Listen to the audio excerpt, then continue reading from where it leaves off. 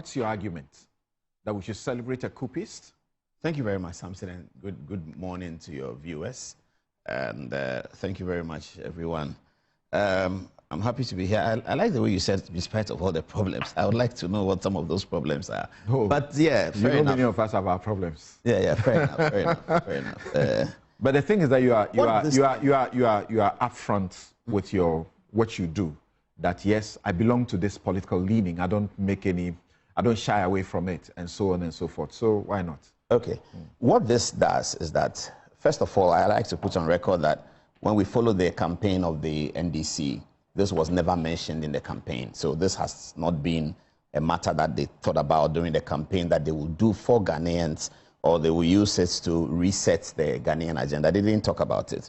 If you look at it critically, it's becoming very obvious that what all this is about, it's about settling political scores. It has nothing to do with renaming an airport. Really? It has everything to do with settling a major political part of our history, which is the sanctity and the 100% goodness of our first president and the illustrious Dr. Kwame Nkrumah. The point of the history is that since Nkrumah died, he has become much bigger than when he was alive. In the year 2000, the British Broadcasting Corporation, which did the survey, and in that survey, many of us as university students voted for Kwame Nkrumah because he was competing with Nelson Mandela, and Nelson Mandela was South African. And we didn't understand how the African story of the century can be told without the emasculation of colonialism and imperialism. And you can't attribute that to Mandela. The removal of colonialism, imperialism, and the fight against neocolonialism is certainly Nkrumah's fight. So we felt that it is actually unfair to compare Nelson Mandela to Kwame Nkrumah. We even thought that John Mensah Saba had done more than Nelson Mandela for Africa, but that's beside the point. So Nkrumah then ends up by the year 2001, 2002 as this ultimate political hero who has no blemish. Now, since 2017, at the outset of Akufo-Addo's government, he began to demonstrate a certain penchant for the history of Ghana. In his maiden independence speech, and this was the first time it happened on Independence Day, he almost gave a history lecture to the audience at the Independence Square, to the point where it was becoming very long. There has been some concerns then at that time about that, and I got personally involved because I attended a forum at the Socialist Forum to discuss these things on the celebration of 24th February, which is always the big day. 24th February is the day Nkrumah was overthrown. So this year, the overthrow of Nkrumah is going to be 60 years long.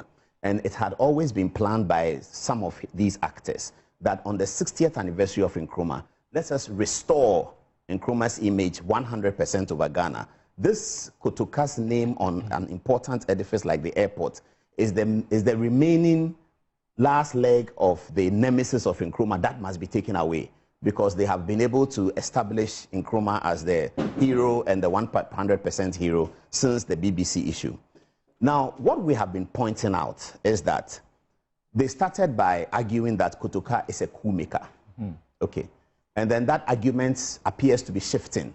If you listen to Ambassador Kwesi Pratt, he was concerned that Mahama Ayariga is turning this whole thing into a tribal matter. That what is Zakra and what is all that? It's not about a tribal matter. It is about removing the image of some coup maker, as they say.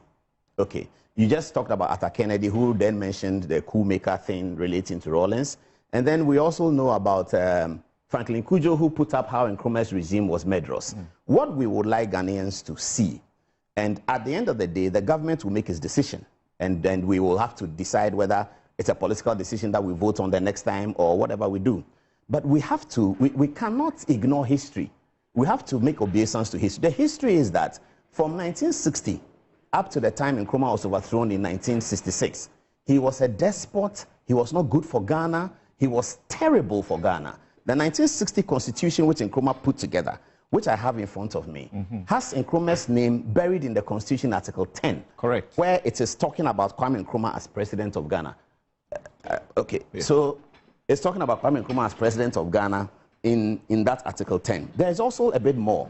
It is in this same 1960 constitution that Nkrumah decided that there was an amendment to the 1960 constitution in 1964.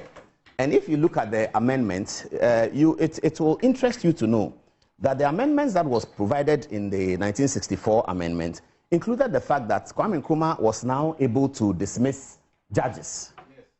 And also, yes, he was able to dismiss judges. And also, the national flag of Ghana was changed. He also banned all political parties in 1964. And people were imprisoned. Preventive Detention Act was created in 1958. You might not think of it as a bad law. It is only the usage that you can criticize.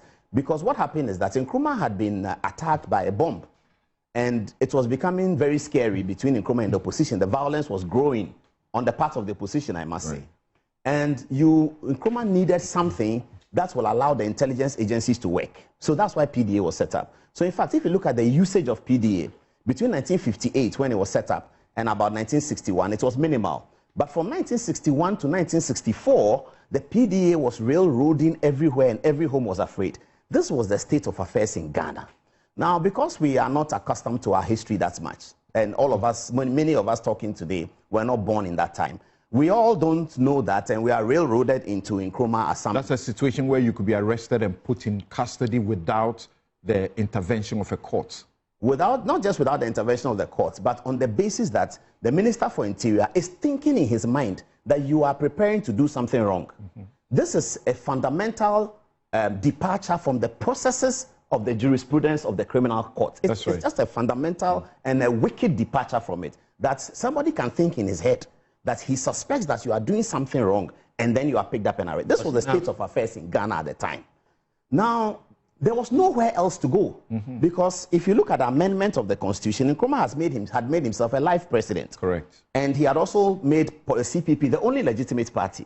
Now, this is the situation that led many African countries to civil wars in the 80s. Because these leaders in the 60s, a lot of these Nkrumah students who had won independence for their various countries through Nkrumah's efforts, had also become despots and were thinking like that. So Kenneth Kaunda of Zambia and all of those people, they were there till the 80s. Ofebuanye, they were there. And part of the reason why Ghana did not experience those civil wars in the late 80s and the 90s was Kotoka. That Kotoka came in and said, no, we can't do this. The only reasonable way to do was to remove him. How do we test Kotoka's fidelity to the nation and he and his friends? So they decided to do a coup. They took Nkrumah out, and they began to rearrange Ghana on the path of another constitutional democracy. And they left office, and they left in the hands of the constitutionally elected group of people. I must say that being an apostle of the right-wing philosophy, one thing I have always worried, even as a student, is that why did they ban CPP from the '69 election? I thought that was blatantly wrong. And that is what led to the division in our country that we are still suffering. Busia and his people should really have allowed Nkrumah to run the election. If Nkrumah had come and he had lost the election, Busia had won, Nkrumah would have been minority leader in parliament in 68, 70, 71. And I guess the coup may not have come. Nkrumah may have won elections again in 74. And Nkrumah, if he left as he left and still was part of politics, would now have realized the kinds of things he was doing and why the coup itself was necessary. I'm sure that if you take Nkrumah's brain at 1954, he will support the coup. If in 1954 Nkrumah will support the 1966 coup. Oliver Vomaho, when Akufo-Addo was president, thought that the soldiers should overthrow him because the government was very bad. If Oliver Vomaho had lived in Nkrumah's time, I'm sure he would have been a suicide bomber because it was much worse. Now, this is the state of affairs, and Kotoka was the rescuer. So we grow up later on and see coups, and we say he's also another coup maker. No, but he was a rescuer.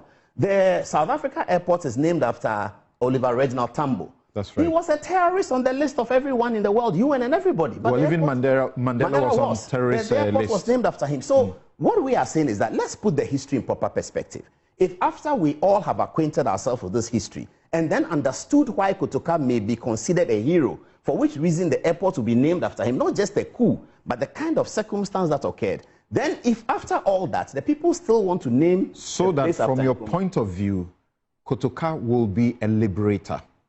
That for a period, for almost 10 years, nobody could breathe in this country. There was nothing like freedom of expression, freedom of association, because Nkrumah had become a terrible despot. Correct? That's the point. Not just that. The 1960 Constitution, and in Ghana we have had 60 Constitution, we had 69, we had 79. I dare say that the 69 Constitution will work today. If you look at the provisions of it, it will work today. 79 will work today. They should tell us whether 1960 Constitution will work today. A constitution that says that the president can sack judges. A constitution that makes no provision for a presidential election. Zero provision for it. The election of the president occurs when the president resigns, when the president is not there. There's nothing like on this date we are going to have an election. And it's actually named in the constitution. Yeah. Now see what happened. Nkrumah was popular. Yes, he was. In 1951, he won the election. 54, he won the election. 56, he won the election. You cannot win 3 successive elections in those days if you are not popular. But here's the charge. In 1960, Nkrumah knew that if he ran an election on universal adult suffrage, he might not win. So he decided to obscure the election and call it a plebiscite and do something funny. Fair enough. Ghanaians were waiting that, okay, another 4 years, because we are now turned into a constitutional regime. So every 4 years, we must have election. Another 4 years will come, we'll have election. 64, everyone was waiting for the election. What happened? The proper coup d'etat. Nkrumah overthrew the constitution as a president with the parliament. They said that we will not have any election anymore. CPP is the only party. All other political parties are banned. A president whose finance minister can run away from parliament. A president who sits in a parliament that 1/3 have run away. A parliament that was elected in 1956 and no election of the parliament until 1966 when the coup came. 10 years of MPs in the house, no election. This is the state of affairs in Ghana. And these our friends, Kwesi Pratt and Co, would like us to say that this is okay. We shouldn't say anything about it. How should we not talk about it? When we say, bring up the history, let's discuss, then Nkrumah say, no, don't talk about it. No, don't talk about it. Why should we not talk about this? Now, this is what has held Ghana. This is why Ghana is different from other countries. Kotoka is the reason. Kotoka are free for Ankara. They are the reason why Ghana is different from other countries. That's why we didn't have a despotic leader who had been in power 20 years, 10 years, 25, 30, 45. When Ghanaian young people hear that, they wonder, what is that? Somebody has been in power 45 years. Museveni in Uganda. Hey, no Ghanaian young person can relate to that. They can't relate to that because of Kotoka. If it's not for Kotoka, Nkrumah would have been president till we finish school. But when Jerry took over, he almost did 20 years. But that is why there was such excessive pressure on Jerry. If you read the 1988 report of compulsorily go and democratize, that's why there was such much pressure on him. And that's why Jerry succumbed to that pressure, because he was scared of the Nkrumah situation. So much as he was strong, he was being told that, Charlie, don't become an Nkrumah, the coup will come. So let's go and democratize. You are popular, you can win the election. And that's what happened. All of this. So you insist that Kotoka deserves recognition by leaving his name on our gateway, our airwaves gateway. Couldn't he be compensated by some other means, as is being thought of? I'm coming to that. I'm not the president and I'm not the government. The government will always have to decide who goes where. But in making that decision, they have to carry us along. And carry us along convincingly. Akufo-Addo could not carry us along to name the University of Ghana after J.B. Dankwa. He dropped it because he wanted it. And he made arguments for it. And if you look at how University of Ghana was settled, perhaps you can find something in for J.B. Dankwa and Reverend Baita and others. Akufo-Addo thought that, look, let's name and the Ghanaian public resisted it. And he said, no, you haven't convinced us enough and taken us along to say that we should name a university after Dr. Dankwa. So the government must take us along. In doing so, they will have to open up this history and tell us why, in spite of this history, they think that Kotoka's name should be removed. What do you say about the contradiction that Nkrumah, the African of the millennium, Nkrumah that is celebrated across the world, and you are in the media, you understand what brand means. So this is our biggest brand. Then people get into this country and it is Kotoka. And when they have to ask about Kotoka, they are told that he's the one who caused the downfall of our biggest brand. That's a controversy. That's call it what? A contradiction that we need to remove. I have to make a confession here on this, because when I was on the board of the Ghana Airport Company, it occurred to us, we thought about it. So we said, okay, when you arrive at any airport in the world, the branding you are talking about is so important.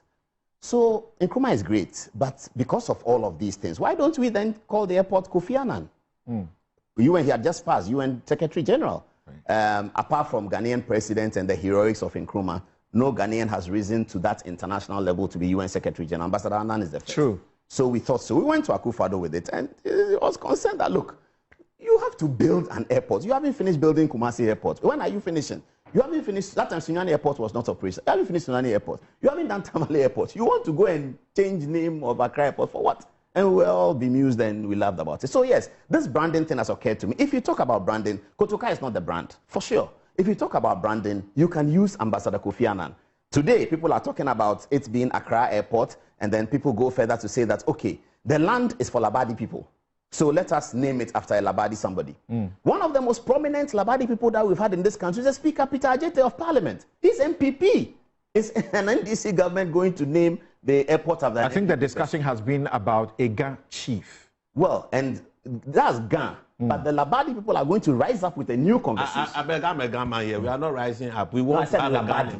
Labadi people are not fighting. All right. So now let's my turn. No, it's okay. It's okay, Paul. Hold on. Yeah. Let's move on to say. Are you sure I'm done? Yeah, you're done. You're done. Just okay, so let me say that the 1960 Constitution, which Nkrumah wrote, is not applicable in the world anywhere today. Correct. That must tell us a lot. Except in a dictatorship. Except in a horrendous dictatorship. But, Paul, once again, let's think back to the Asian tigers, Asian countries. Let's talk about Singapore to start with. We love them, don't we? Yes. How did their system emerge as what it is now, becoming a reference point the world over? There's one reason why Lee Kuan Yew emerged. He submitted himself to elections whenever it was ready, and he won them all. And he didn't do sham elections like plebiscite, vote in Accra today, vote in Kumasi tomorrow. He didn't do that. He didn't cancel the... Nkrumah should have fought the 1960 elections, win. Fight 1964 and win. And let's see. He was sure that he would lose. He didn't want that on his record, that Nkrumah has once lost an election, because he was going to lose. And that's why in fighting his defeat, he did all of these things. And it was he and his people who actually staged the coup. Their finance minister, Gbedema, if he's alive today, will agree with this point.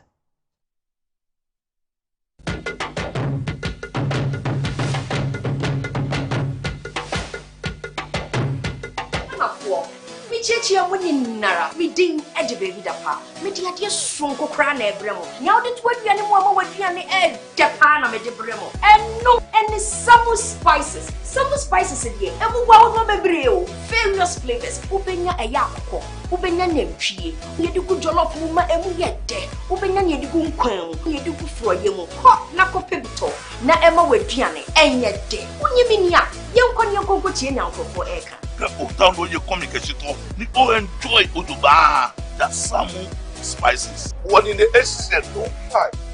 I should take it to Dariaga. Samu spices in a BTA, Daddy so say. Samu spices, Mun Samu. Samu spices, Nyama chicken. Samu spices, In Sanaka in Kitswa, measure 10 grams. Yawa chicken, spaghetti, garlic and ginger, stew, and jollof, and the flavors of Bebre. Samu spices, yes, Saka.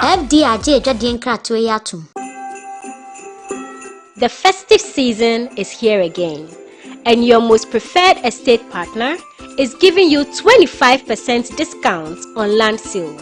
Yes, for our Bronya Asase promo, Estate Masters is offering this massive discount for outright purchases. This includes free indenture, free site plan, and a free site visit. So what are you waiting for? Rush now and secure a plot of land while it is still hot. Reach out to us using the numbers below or visit our website at www.estatemastersgh.com. Estate Masters, your most preferred estate partner.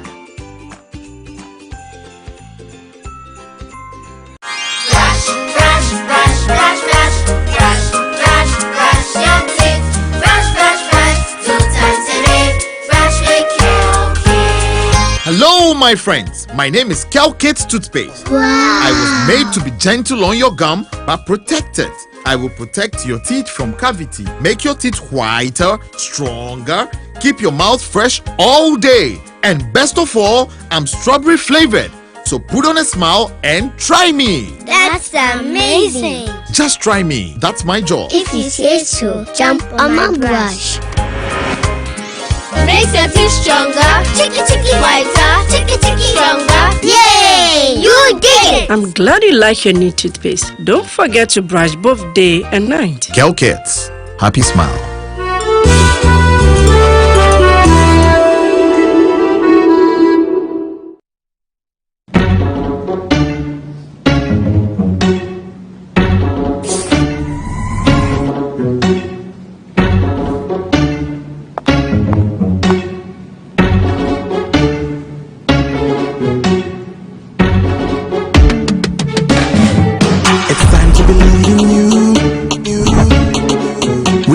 so should you.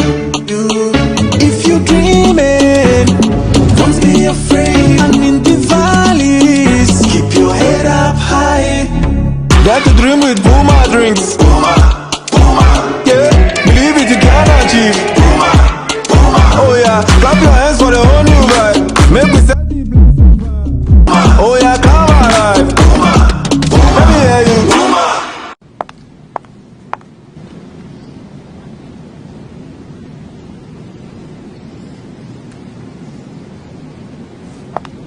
Puma drinks, a whole new vibe. Another quality product from Casa Precon. This advert is FDA approved. Can he tee up someone in red? And it goes to one. That's who goal is for. I got 5 Champions League. You want to know? I be the real goal, chairman. I be the real goal. The left magician. The left magician. Who is the goat? Ghana Jollof or Nigeria Jollof? Ghana Jollof has no co-equal. The smell alone. Oh my God. No, that shift. You two the lie, eh? Now the same stew when they use cook the rice and then they go put them for top. Chance, you are lying. Ghana Jollof.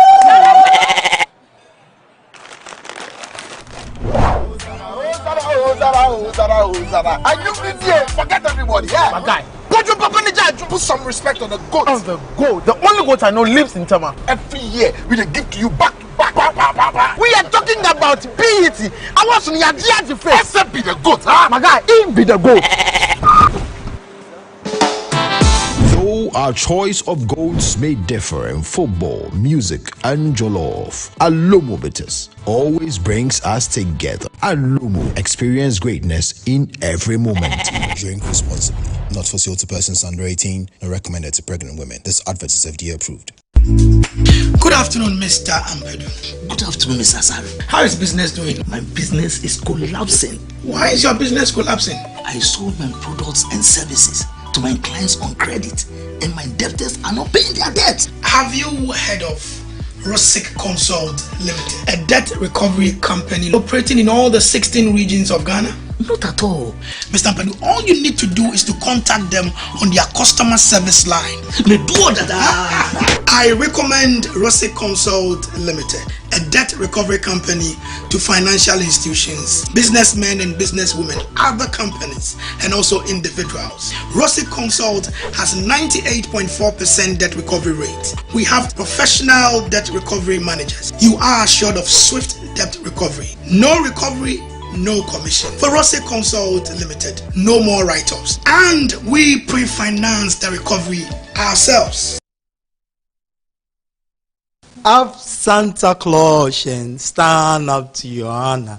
Those who have gilded the school with their fame. Our alma mater, a blessing upon her. They that remember the strength of their name. Others have labored and we share their glory. As to do exploit and add to their gain. Those who come after will take up a story, may be worthy of singing again. Play up, Moro, join me. Play up Santa Claus, so we go play up and play the game. Give nothing but your best and never think of rest. Play up for the school's great name. Play up Santa Claus, so we go play up and play the game. Give nothing but your best and never think of rest. Play up for the school's great name. Thank you. Provide 540 cubic meters of water to over 5,000 students and non-teaching staff on campus. Because you know Cape Coast, back then, water has been a challenge in Cape Coast. So based on the advice from the Global Executive Council of Outside Boys, they decided that no, this is the project we want your year group to do. And we wanted a cheaper one, but they told us no, this is the necessity the school really has to take up. So that's the project we are doing. And so we are expected to execute it and hand it over to the school next year, March. And because 25 years after you are out of school, then you are customarily mandated to undertake a legacy project. Because oftentimes this legacy project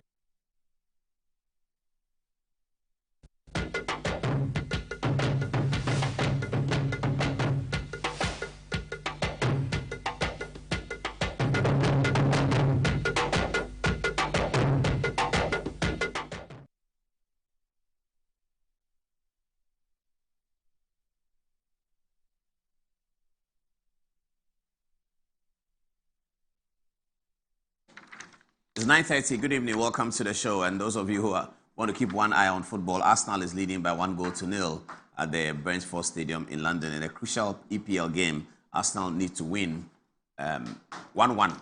Oh, okay. Sorry. I'm hearing that Brentford have equalized now. So it's 1-1 in the Arsenal game. Tonight, we have a lot to say about Cocoa, isn't it? We hear everything happening in the system. We have in the studio somebody who's going to tell us who knows a lot about Cocoa. But we're going to keep our lines open for those of you who know about it, because Cocoa is not just about an NDC MPP conversation. Cocoa is a national conversation. If Cocoa is not working, it's not working for all of us. Whose fault is it? We have to understand whose fault is it, because political people are elected to sort the cocoa problem out, isn't it? If there is a problem. If there's no problem, they're expected to improve the yield and move from 800,000 tons to 1 million tons, which Ghana ever achieved during the President Kufuor era. In fact, during the Kufuor era, the trees were planted. The 1 million was actually achieved when Mills was president, even though it was President Kufuor prepared for it. So cocoa is very, very important. And anybody who maltreats our cocoa, we need to call them out, don't we? So tonight we'll be finding out what the issues are. And let me go on to the touch screen. Who are the key protagonists of the... I thought I'll get the cocoa politics here first, but anyway. Who are the key protagonists of the cocoa politics? There's Kaysel Ato-Forson, the finance minister, Dr. Randy Abe, our former managing director, President John Dramani Mahama, and Kaysel Ato-Forson, the World Bank's nominee for the best performing African finance minister for 2025. It's Kaysel Ato-Forson. He's the World Bank's nominee. We'll be doing this. This is our main story on where we are with cocoa. A big press conference occurred today with Kaysel Ato-Forson speaking, wasn't he? And so we'll be looking at that in some great detail. And these are the three men in whose hands the cocoa is. Maybe they should have added Chairman Ofusampo, who is chairman of the board at Cocoa Board as well. Anyway, I'm hearing that after the cabinet meeting, an important member of the cabinet has been said to be released to also show up at Cocoa board meetings. A very important member of the cabinet. That's what we're hearing. Anyway, I also have some responses for Ambassador Kwesi Pratt. I'll be going to that a bit later on, because I saw on Good Morning Ghana, Ambassador Kwesi Pratt was very upset about why I call him Ambassador Kwesi Pratt. I'll get to that in a minute, and I'll reveal the secrets to you viewers tonight. Okay, now let's start with court. The big trial of Kwabena Dubois is ongoing. Now, things are looking a certain way for some people. Okay, so the Kwabena Dubois trial began with an arrest of, wait, I'll come to that. With an arrest, a wanton, brutal, contrary to human rights arrest of Kwabena Dubois. They bundled him at the airport as if he's going to run away somewhere. And then they took him in, they kept him in for a while, attached and had to submit several bail applications. They got the court to vary the bail. In fact, at some point, they arrested his wife as well. In fact, at some point, they arrested somebody who was coming to visit him. Somebody, another important actor of state, was going to visit Kwabena Dubois, just to understand, and then they arrested him as well. You know, so he's good. Kwabena Dubois has gone through all of that. And then the case starts. The case starts, and the case is that Kwabena Dubois had taken $7 million of state money in a state account, transferred it to a private account which he controls, and the intention of transferring that money was so that Kwabena Dubois will go and use the money to buy houses and homes in Accra and Konongo and all kinds of places. That's what we were told. So then the case starts. Kwabena Dubois' defense has always been that, wait a minute, the equipment that you are talking about, it was bought, it's there, it's being used, it's currently being used. And that's why we have been able to extend our antenna to these days, occasioning many arrests. You see the police arrest people all the time because the equipment is supposed to sort of trail you with your mobile phone digits and your mobile phone IT connections. So where your mobile phone is, that's where you are. So right now I'm standing here, this is my mobile phone. That equipment knows that Paul Adomotri is at North Ridge. If I move from here and I go to +233 to listen to music, they know Adomotri is at +233. If I move to Medina, they can tell that Paul Adomotri is in Medina. That's the equipment that Kwabena Dubois purchased. It was an equipment that he had, as an intelligence official, had recommended to the government that, look, we need this if we have to curb crime. Because in those days, the Stakrade girls issue, all of that. All of those things what led to the thinking that we needed this equipment. So He got the equipment. Now, the people who manufactured and sold the equipment, a letter was written to them by Atachia, the lawyer. And they responded and said, yes, we did. We sold the equipment. The equipment is there. Since the government started, at least one minister and the president have had occasion to refer to the use of that equipment in their speeches. In their formal speeches, at least one minister and the president have all referred to it. So the trial is on. They are trying Kwabena Dubois for an equipment that they said he didn't buy, and instead he used the money to buy cars and all of that. As part of this trial, you know that even Shatta Wale has been involved. You heard Shatta Wale complaining that I don't know Edu Boahen. Edu Boahen didn't give me the car. You people call me and say I should say that Edu Boahen gave me the car. You heard Shatta Wale say those things. So that has been another angle of the Edu Boahen story. Goes to Shatta Wale's house, sees his Lamborghini, say that the Lamborghini is for Edu Boahen. Shatta says Lamborghini is not for Edu Boahen. It is for me. What's the problem? Anyway, we have also gone through that epoch. That also has been crossed. And then we also heard some of the people who were in the defense with the Edu Boahen, that is some of the staff of the National Signals Bureau that were also arrested and arraigned before the court. One day we woke up, one of them said that, I don't want to be with the Edu Boahen anymore, I want to be with the prosecution, etc., etc. We heard all that. Okay. So how is the case going on? Then this lady who is for the prosecution, who used to be the Edu Boahen, comes into the dock. She brings a statement. The statement is tendered by the prosecution, that this is her statement. In cross-examination, Atachia observes that the date of the statement suggests that the statement was written after the trial had begun. Normally, witness statements are taken during the investigation, and that's what they bring to the trial. But Atta observed that on this one, the date for the trial seemed like, the date of the document seemed like it was done after the trial had started. So he then queried and quizzed the lady that, apart from this statement, did you have any other statement? She said, yes, I did, 2 more. Okay, Atta said, okay, then the prosecution should bring that. Atta is relying on a Supreme Court decision involving the case of the Attorney General in Bafuboni, where the court held that the accused person should be given all the opportunity to defend himself, including documents that the accused person wants to bring. There should not be a question of whether the document is relevant or not. That decision will be taken at the end of the trial, but that accused person must be allowed to bring the document. So Atta invoked that one, and the High Court said, yes, the accused person, bring the document. And then comes Seremsai, his boss is Dominic Ahini. Seremsai goes to Supreme Court to say that they don't want that. They want the Supreme Court to vary its earlier decision, where they said that the accused person should be allowed to have all the documents that he needs. The question of relevance should not be raised at the time when the accused person says, I think I need this document. The question of relevance will be determined depending on the weight that the court will put on the document, one way or the other. So let the document come and let the court make a determination on it. Let's not the court say that I say I want birth certificate, and they tell me that birth certificate is not relevant for your defense, so you can't have it. No. The Supreme Court has ruled expressly that no. If an accused person says, I need passport, give it to him. I need birth certificate, give it to him. I need daily graphic of 16th November, give it to him. Don't say, what is it relevant or not? No. He has to defend himself. And you have to establish your case beyond reasonable doubt. He has to defend himself because it's a criminal trial. Now, Seremsai goes to Supreme Court and tells the Supreme Court that, can you change that decision? Because here we are, we don't want this Kwabena Dubois guy to have the document, any document at all. We want him to satisfy the test of relevance. And Atachia says that, but the test of relevance has been excluded by the Supreme Court at this stage. It has been excluded by a clear Supreme Court decision.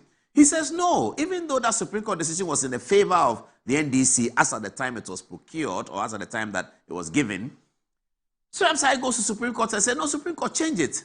The Supreme Court respond very loudly by a 6-1 decision. They tell Justice Seremsai that will never change it.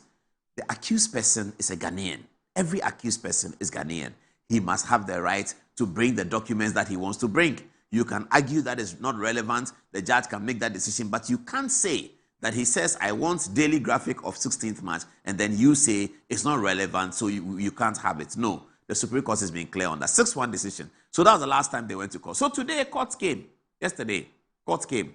So the lady has to be, the cross-examination has to continue. This is the lady who used to be with Edu Boahen and says that I've now left Edu Boahen. Okay. This one left much earlier. The other one is yet to come. So yesterday, she has done day 1 of cross-examination. Now let's go to the flyer. What happened yesterday?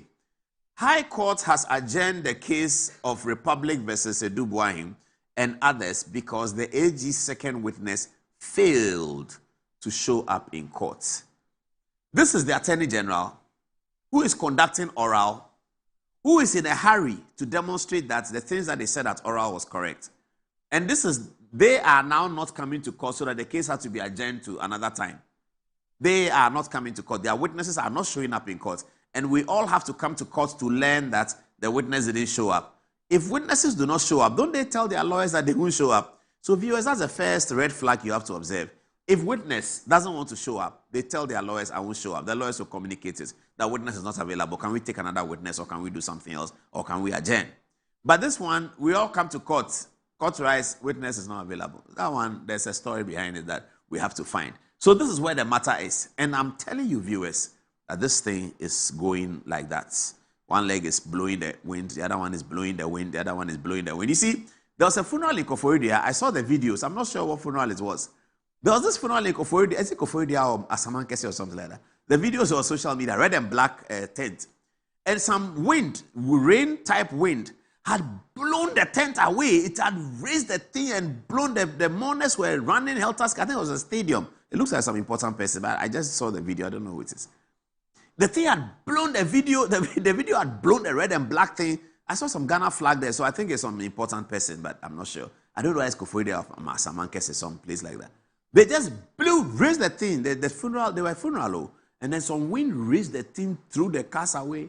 That's the way sometimes some of these cases can become. You see, the case is going on, but you can see that the thing is a problem. Give us 10 days. We will come back and give you a full, correct update of the case, and you will see that some people's innocence are coming, and you will see that some people's guilt is also coming. So don't worry, we'll get there. We'll get there. Let's move on to Sremsai. The other day we came here to say that he had soldiers. He has a truckload of soldiers protecting him. When he and his people criticized the former Attorney General Godfred Yeboah-Dame that he had one soldier dressed in camouflage who used to support Godfred Dame at his court processes. Sremsai, Justice Sremsai, he now has given us a new bodyguard profile. Let's look at the video. You see the video and you see he has a new bodyguard profile. It's a very new one. It's quite beautiful. So the video will show you. Yeah, that's it. So this is now Justice Sremsai. You see? So he has this police lady who is one of his bodyguards. He has close quarters and he's probably giving instructions to some people. There he goes. Police one. Viewers, keep your eye on the video. This is Sremsai, the incoming president of Ghana. That's him. So you see national security. So you see the soldiers. One soldier, two soldiers. The soldier shakes his hand with him. This airborne force, the Green Berets means airborne force. They are based in Tamale. But he's in Accra to protect Justice Sremsai. What kind of thing is this? The Ghana Armed Forces, is that what you are using, the airborne force? The one the taxpayer is paying? Airborne force is expensive because they are always flying parachutes and all that. They are a rapid response unit. They are very solid people. Their training is expensive. Soldiers, Ghana Armed Forces, we are paying taxpayers' money to train airborne force people to come and protect a deputy minister. Really? We don't have police in Ghana. We are training, taxpayer is spending money. That's the guy standing there. You see how he's combat ready? They are a rapid response. They are called the airborne force. They are an elite part of the Ghana Armed Forces. That's why he's in the Green Beret. When you see that Green Beret, and we are using that money to protect a deputy minister of justice. Really? Deputy minister, airborne force, rapid response are protecting him. He has mixed the airborne force with the police, and they are hanging around him because his life is under threat more than anybody else. So they are hanging around him. Okay, that's Justice Sremsai. Come to the studio and let's have a word with him. And then, Justice Sremsai, you are really having a good time. As a deputy minister, you have airborne force. Do you understand airborne force? You have airborne force soldiers protecting you. You're a deputy minister appointed under Article 79. And you have 3 policemen and 2 soldiers protecting you. That's how you NDC people want the taxpayers' money to be deployed. I don't even see police around Felix Kwakye Ofosu. I don't see police around energy minister, what's his name? John Jinapo. I don't see police around John Jinapo. I don't see police around Felix Kwakye Ofosu. I don't even see police around Okudzeto Ablakwa. But deputy minister, deputy, police, soldiers, airborne force, they're all over the place. Are we afraid of him? Ghana Armed Forces. Who asked you to release the airborne rapid response man to protect deputy minister? Is that we are going to send an RTR to you? Is that what you people are doing with the Ghana Armed Forces? You are bringing airborne force, rapid response to protect deputy minister. Deputy minister. Appointed on Article 79. Deputy minister. Okay. If that's what we want to do, those who have power, they do their power, so it's up to them. If that's how you want to use the power, you can use it. Taxpayers, people go and train. Airborne force, do you know they are training? Airborne. Anybody who knows military, text me. When they say somebody is an airborne force officer, do you know what it means? They are rapid response. They came to arrest Foday Sanko. The British Airborne Force, they came to catch, they held his hand. Foday Sanko didn't believe it. They came to the tree in his house. That's how they are. The Airborne Force, they can walk like alligators. They can walk like lizards. They are solid, well-trained people. And we train them and give them to deputy minister. That they should protect him, deputy minister. Okay, no problem. We are here. All right, let's go to the incoming president, Alhaji Mahamudu Bawumia. Now, Bawumia has a magic wand, though, viewers. Wofa Kojo Mpianim, and you see, I'll come to the Kwesi Pratt thing. I call Kojo Mpianim Wofa Kojo Mpianim for a certain reason. So then, one day he gets angry and goes to sit on radio and says, Paul, I don't want you to call me Wofa. He knows that I'm not his uncle, and he's calling me Wofa. That's what Kwesi Pratt was doing. Paul, I don't want you to call me ambassador. He knows that I'm not ambassador. What is the point? I'll come to that. I'll answer that question tonight. Don't worry. I'll tell you what he's ambassador of. But it's true. Kwesi Pratt is my uncle. It's true. This shocked me. Look at Wofa Kojo in his blue, nice, beautiful shirt. Paul Afoko went to see Dr. Bawumia, and I think that was very gracious of everybody. I see Kokofu in the photograph there, and I see Wofa Kojo Mpianim, the former chief of staff to President Kufuor. If you want to see an opponent of Akufo-Addo in MPP, it's Kojo Mpianim. If you want to see somebody who is a critical opponent of Nana Akufo-Addo inside MPP, it's Wofa Kojo. When I see him, that's the argument we have. Hey, Wofa Kojo, that's how it is. I won't tell you all. Wofa Kojo, he's an opponent. I don't know why he doesn't like Akufo-Addo's politics. I'm not sure why. But Wofa Kojo has been a principal opponent of Nana Addo forever and ever. Wofa Kojo was critical of Bawumia's candidature for the 2025-2026 election. He was. But Wofa Kojo went to Dr. Bawumia's house and they graciously took a nice photograph. You see, the elephant, when he's coming from the bush, he takes the steps one by one. But those who have ears will hear that the elephant is coming. They will hear it from the earth. Because when he steps on the earth, it resonates down the earth, it vibrates, you can hear it from very far distances. So that is what seems to be happening. The elephant is taking one, then the next. They call it gigim, then it's coming. So everybody should have a look at it. This is Dr. Bawumia, the incoming president 2028. Wofa Kojo Mpianim, former chief of staff. Paul Afoko, former chairman of the MPP and fought with the MPP. And Kokofu, who was a former member of parliament for Bantama, where Asensu is now the member. That was very beautiful, wasn't it? Congratulations to Mahamudu Bawumia, his team, and everyone else. The way he's opening his arms. Those of you know Bawumia's house in Accra. I hear that the traffic there is not easy at all. So we have to deal with it. All right. I'm sure we are done with the Bawumia story. Do we have the Fifi Equity story? So viewers, what's the Fifi Equity story? So the Fifi Equity story is that last week, Balfour, lawyer AJ Balfour, last Tuesday was here. And he said something about the Fifi Equity story. And he said, this is a Joy News article. It says, inappropriate conduct was exhibited by all candidates in the Ayawaso by-election, says Fifi Equity. Now, the reason why this video has become important to us is that the Ayawaso by-elections, the Ayawaso NDC primary that created the 32-inch, I call the NDC the new 32-inch party. That created the NDC's 32-inch problem. Fifi Equity and Asiedu Nketia were supporting Baba Jamal, as we have been told by many of the inside voices. And so it was always going to be difficult for Baba Jamal to be removed.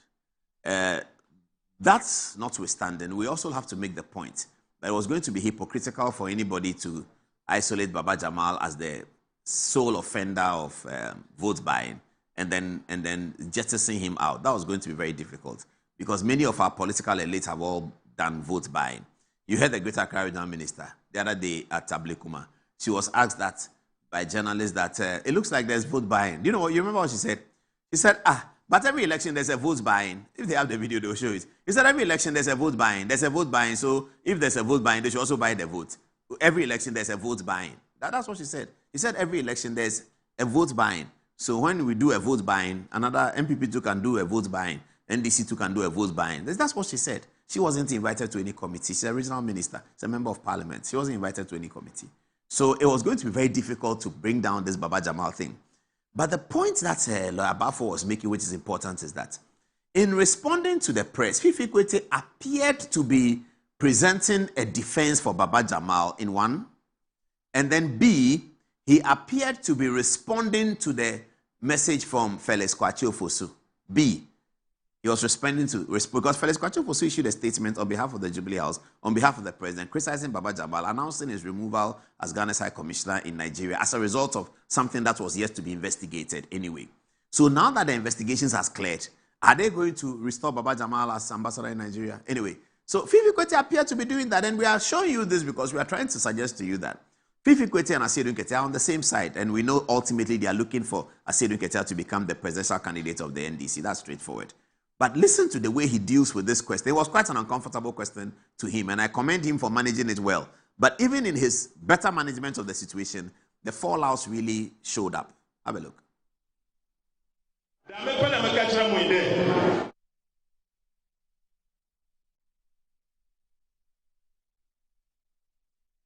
That's what we said already, that we want to encourage that the president show the same sanction that has been, the same thing that has been done to Baba Jamal.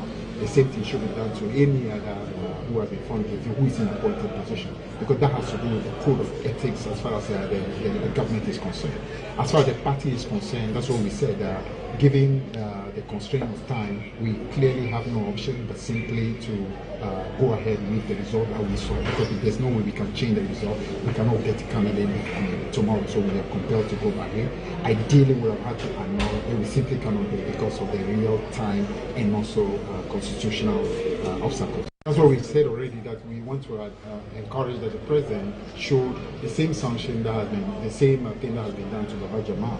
The same thing should be done to any other who has been found guilty, who is in a appointed position. Because that has to do with the code of ethics as far as the government is concerned. As far as the party is concerned, that's what we said. Given the constraint of time, we clearly have no option but simply to go ahead with the result that we saw. Because there's no way we can change the result. We cannot get the candidate tomorrow, so we are compelled to go back here. Ideally, we have had to annul, but we simply cannot do it because of the real time and also constitutional obstacles. That's what we said already, that we want to encourage that the president show the same sanction that has been, the same thing that has been done to Baba Jamal. The same thing should be done to any other who has been found guilty, who is in a appointed position. Because that has to do with the code of ethics as far as the government is concerned. As far as the party is concerned, that's what we said. Given the constraint of time, we clearly have no option but simply to go ahead with the result that we saw. Because there's no way we can change the result. We cannot get the candidate tomorrow, so we are compelled to go back here. Ideally, we have had to annul, but we simply.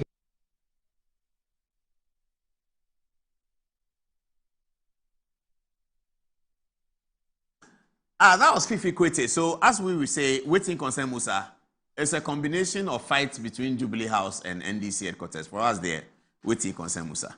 All right. So viewers, as we keep saying, we come to this conversation with a bit of difficulty because it looks like we are overemphasizing a point.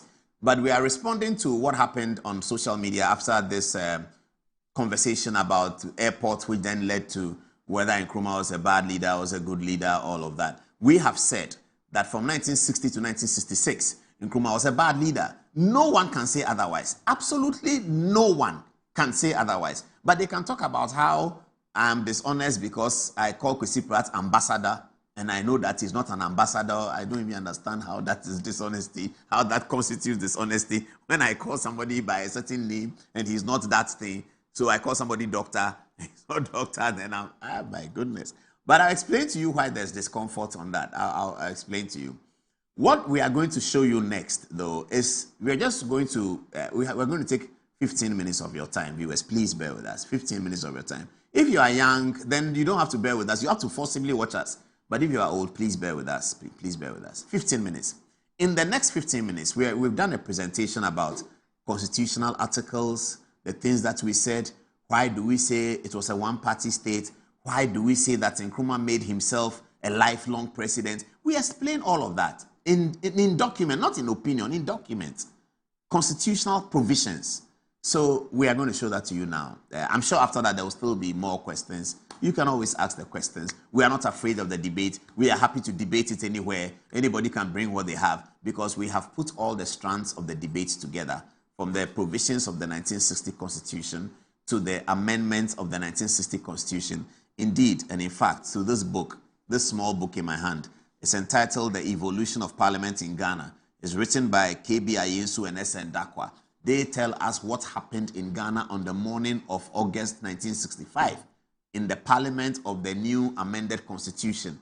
We also have a video that shows that Ghana's Olympic team, 1964 Olympics in Japan, that the team Ghana used a flag that is not the flag that you and I know today. And why did they do that? They did that because the 1964 amendment of the Constitution had changed the flag of Ghana from red, gold, and green with a black star in the middle to red, white, and green with a black star in the middle. The main changes was the middle strip, which was gold, and it was changed to white. We don't understand why it was changed. We say that it was changed to mimic the CPP colors, because at that time, the CPP was the only legitimate party in Ghana, as determined by Parliament and by the President, and indeed by the law.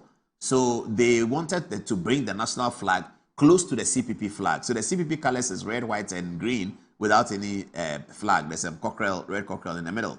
But this flag is red, white, and green with the black star of Africa, because, of course, the new flag had to connect to the great African conversation. So without much ado, it's 2 minutes to the top of that 10 o'clock. It's just 15 minutes long. After that, we have a big conversation on cocoa, and our cocoa expert is here to tell us everything about it. So let's see the video now. It is with a lot of respect that we come back to this topic, and also a bit of difficulty, but we have to. We are saying that Kwame Nkrumah was and is great, yet he was a politician and he was human. And what our purpose today is to explain some of the things that we have said, because there are a few of our friends, seniors and comrades who have taken different positions. Our purpose tonight is just to show you what the narrative that we have, for which we come to the conclusion that our dear first president was a despotic leader and he made himself into a life president. These are the arguments that we have made that some people have either challenged or need more explanation to agree with us. We're going to share with you the narrative from the 1960 Constitution. And we say so and emphasize that the Nkrumah position that we described is Nkrumah from 1960 onwards. It's not Nkrumah from 1948 to 1959. We are talking about Nkrumah from 1960 onwards. And this is research that we stumbled upon that we think is important to put the whole narrative of the Ghanaian history of that period in proper perspective. The airport matter came in, and it was important that we use it. But really, we need to get the history altogether correct. So we go to the 1960 Constitution, which was a constitution created by Nkrumah. And we're going to show you some articles in the Constitution that points to the argument that we make that he was a despotic leader. And then later on, we'll answer the question about how do we know that Nkrumah made himself a life president of Ghana? How do we know that? And we're going to share that with you. So if you look at Article 9, for instance, so there are two ways in which we're looking at the tenure of the president, even in 1960. So we look at 1960, then we look at the 1964 amendment. The Constitution was amended in 64, and you see it. So even with the 1960 Constitution, we're going to look at the circumstances under which the next election would occur. You know, in Ghana, we know that we vote in 1992. We know we vote again in 1996. Nothing will change it. Whether the president likes it or not, it's not a decision of anyone. As we sit in Ghana today, we know that on 7th December 2028, we will be voting. We all know that. Now, let's look at what that Constitution provided in this regard. So it's 9 says that, clause 9 says, the term of office of the president shall begin with the assumption of office and end with the assumption of office of the person elected as president in the next following election. So, however, that the president may at any time resign his office by instrument under his hand. Great, let's move on. 10. Kwame Nkrumah is hereby appointed first president of Ghana, having been chosen as such before the enactment of the Constitution in a plebiscite conducted in accordance with the principles set out in Article 1 of the Constitution. So Kwame Nkrumah is the president. 11. Election of president and assumption of office. 11.1. An election of a president shall be held whenever one of the following events occur. That is to say, A, the National Assembly is dissolved. And remember, it's the president who dissolves the National Assembly, okay? So A, the National Assembly is dissolved, or B, the president dies, or C, the president resigns his office. So there is A, the National Assembly is dissolved, B, if the president dies, or C, the president resigns his office. The only difference with this current constitution is that it's not about the dissolution of the National Assembly, it is about the tenure of the parliament. The parliament has a tenure from 7 January to 7 January, 4 years hence. From 7 January to 7 January for the next 4 years. Here, it said that, and this is where you can begin to see the tendencies. It says that when the National Assembly is dissolved, now, who has the power to dissolve the National Assembly? Let's check it out. All right, so we come straight to Article 23 then. Article 23(1) says, the President may at any time by proclamation dissolve the National Assembly. He may at any time dissolve it, but let's move on.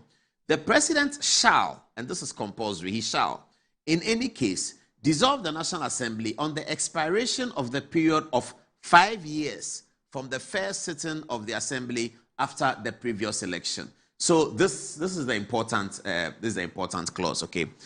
2, that's Article 23(2). Says the President shall, that means obligatory, he has to. The President shall, in any case, dissolve the National Assembly on 5 years. So there's an election when the National Assembly is dissolved. And it is the President who can dissolve the National Assembly. So if you look at it like this, you will assume that the tenure of the government was 5 years. And therefore, after 5 years, the President will mandatorily dissolve the National Assembly. And then there will be elections. But let's see what happened. Before 1965 could come, 1 year before 1965, Dr. Nkrumah and his friends decided that they do not want this situation where they are automatically going for an election in 1965 because Parliament has to be dissolved. They said they don't want that. So they quickly amended the Constitution. Now let's see the amendments as they are. So Article 2 of the 1960 Constitution as amended in 1964. 2, it says, there shall be inserted immediately after Article 1 of the Constitution the following new article. Viewers, look at it. Article 1A1.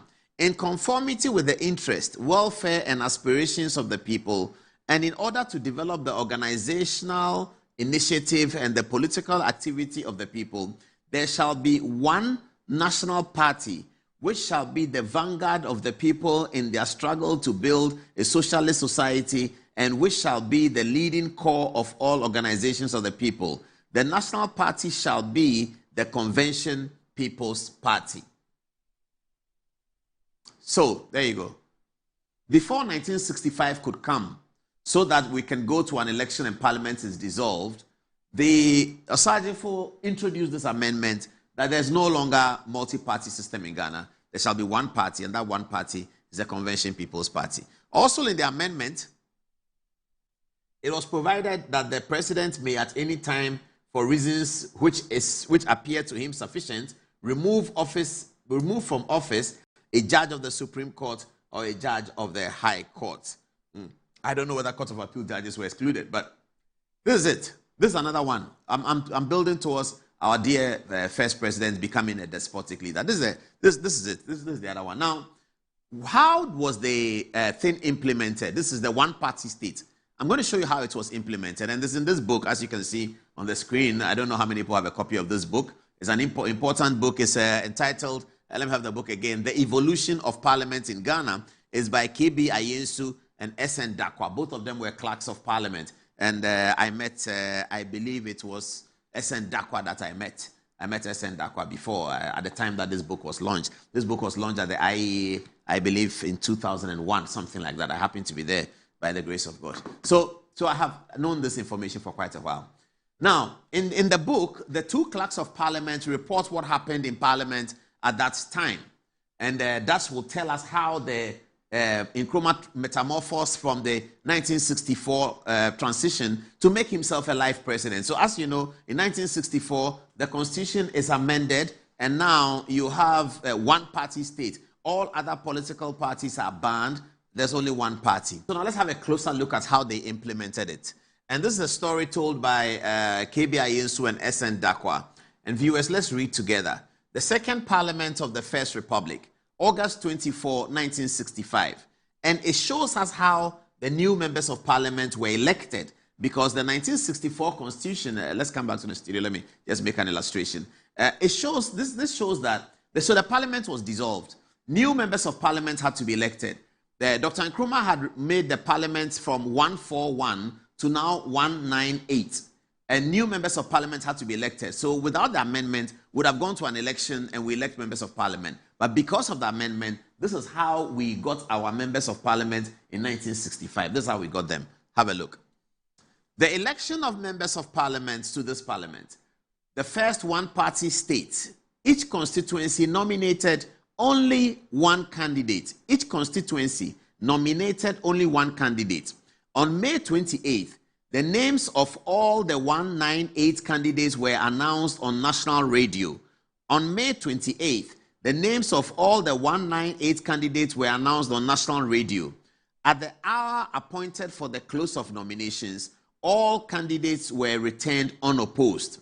If any constituency had nominated more than one candidate, the electors, which was the CPP people, would have exercised their right to choose. There were 10 women, and it is remarkable that this administration had as many as 42 ministerial positions and only 2 parliamentary secretary positions. So this is how it was done.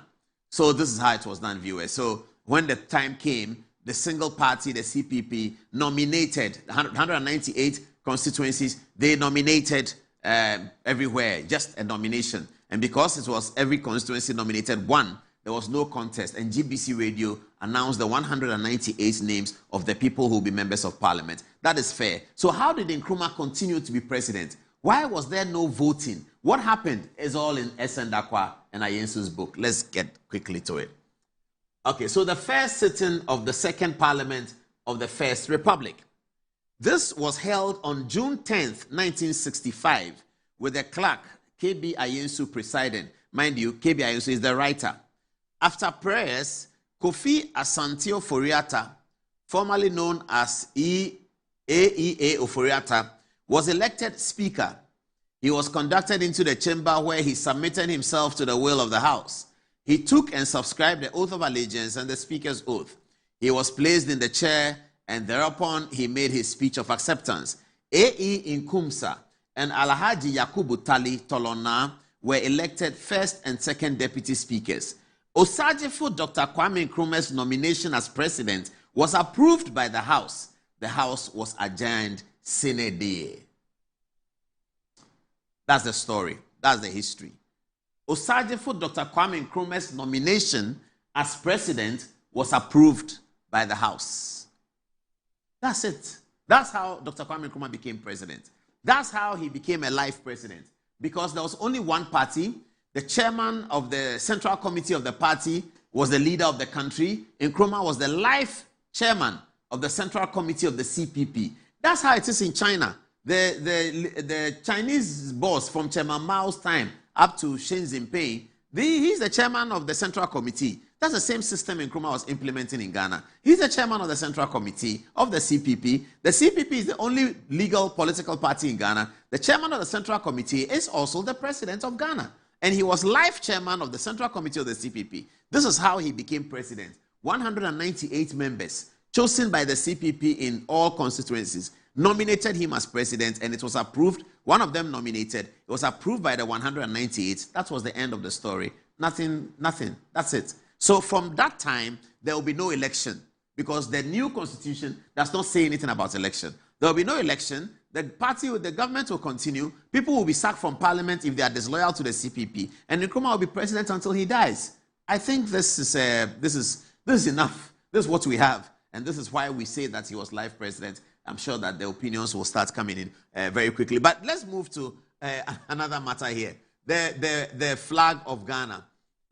Where is it? Send me that one. About the changes in the flag of Ghana. The point that we make that sometimes people disagree with us. Article 7 of the Constitution is hereby amended by substituting therefore of the following new article, national flag. Article 7. The national flag of Ghana shall consist of 3 equal horizontal strips. The upper strip being red, horizontal stripes, sorry. The upper strip being red, the middle strip being white, and the lower strip being green, with a black star in the center of the white. This is what it is. That's the law. That's how Nkrumah and his friends changed the flag of Ghana. I mean, the way Kwame Nkrumah himself talked about this flag, the way he eulogized it, I don't know why he wants to change it. I mean, we're all told that red for the blood, the gold for the wealth of the nation, and then the green, and then on the eve of independence, Nkrumah said you lower down the Ghana flag, the British flag, and raise the Ghana flag. I'm not sure why he wanted to change it, but he did.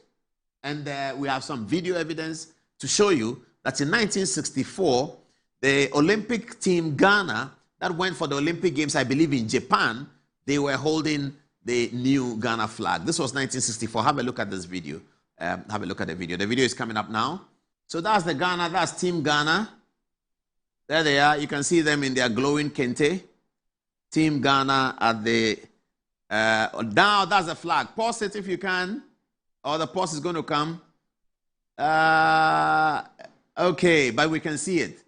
Okay, so that's Team Ghana, and that's the flag. Viewers, look at the bottom left of your screen. You see white, red, and green. Let's do it again. That's Team Ghana, a marching past at the 1964 Olympic Games. Our beautiful athletes. And there you go. That's the flag of Ghana. That's the flag of Ghana. Almost looking like the flag of Egypt. That's the flag of Ghana. Red, white, and green at the bottom. So that is the point, viewers. That's the point. That's the point that we'll be making about the flag. The other day, and I'm concluding with this one. The other day, I was listening to my senior brother Kafwide, who has this series of interviews that he conducts, almost like the Sages, and he does it on YouTube, Kafwide. He was speaking to this very decent man about the 1966 event. Here, the account of the senior citizen. At the time Nkrumah fell, if you were alive and saw what happened, you couldn't blame Ghanaians for naming the place, the airport, after Kotika. There was total jubilation. Part of the problem of Nkrumah was that he was not in sync with his colleagues. He meant well, but then he couldn't carry his people with him. The intelligentsia did not follow him. Had been so brainwashed that they didn't see what Nkrumah was trying to do. Now, so Kodika's thing appeared a relief. Somebody would take a bottle of whiskey and pour it in the streets like that. After the coup. After the coup, thanking God for relieving Ghanaians from this oppression. So there was extreme, ban Nkrumah, ban his books, ban everything. So naming the place after Kotika was not difficult, especially since he died at the airport. The troops, the chaps that captured him, took him to the airport and shot him there.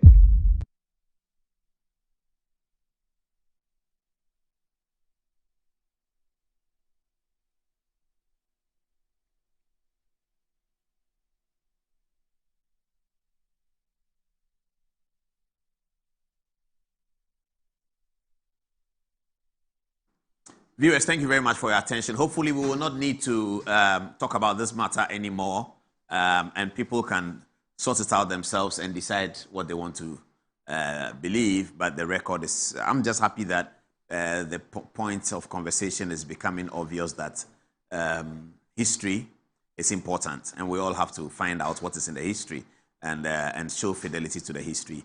If at the end of the historical verification, one side is wrong, so be it. We are wrong, so be it. If another person is wrong, so be it. But we need to have the history, and the history must win the argument. None of us can win the argument. The history, the record, the data.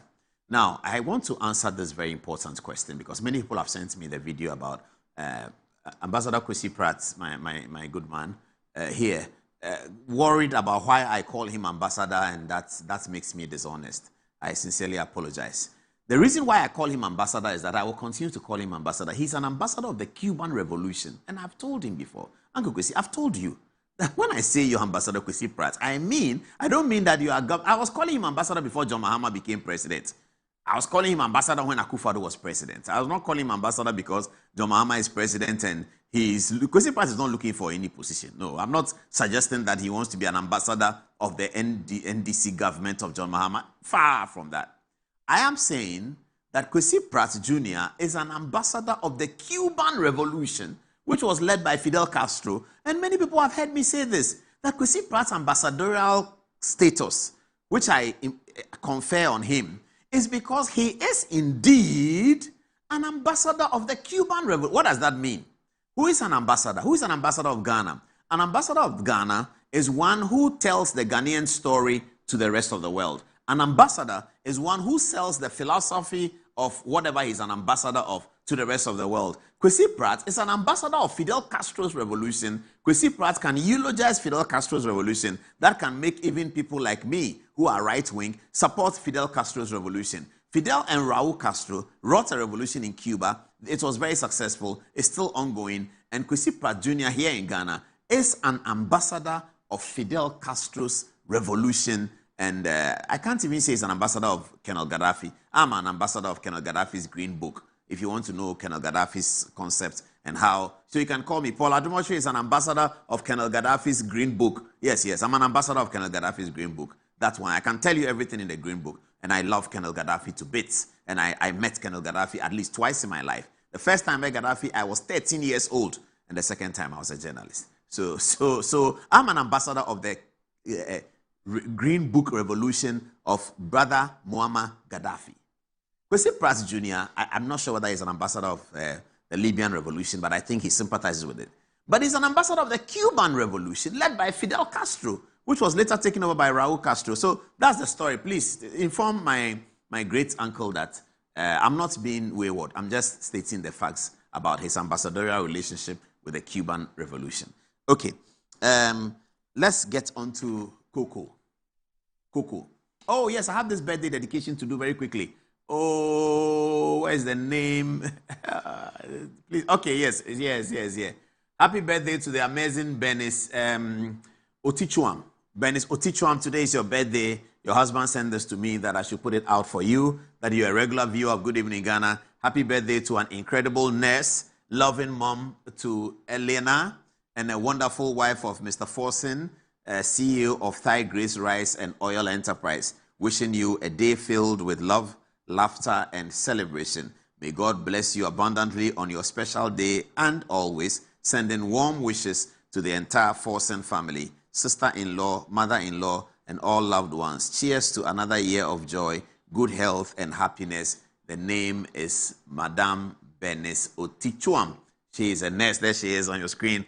Madam, I understand that you're such an ardent viewer of our show that your husband said, we have to put you on the show and you'll be happy with it. Happy birthday. God bless you. Many happy returns.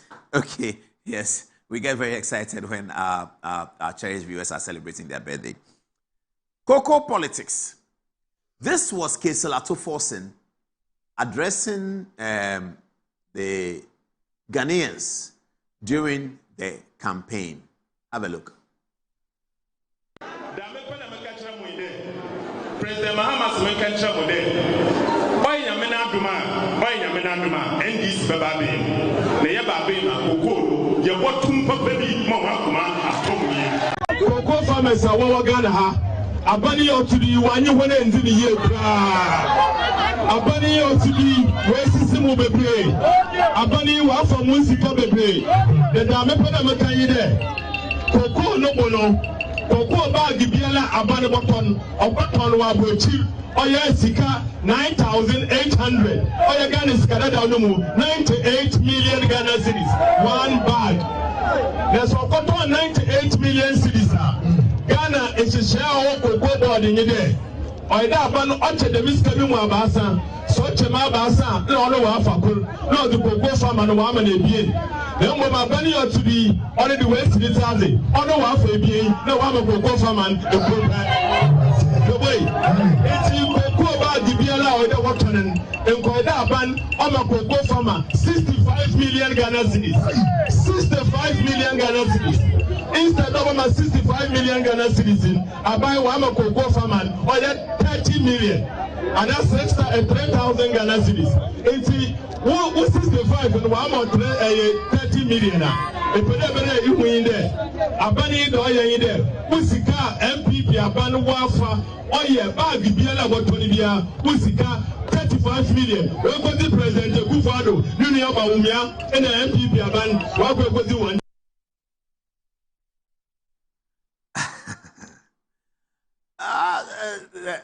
Res issa loquito is a Latin phrase. It means the matter speaks for itself.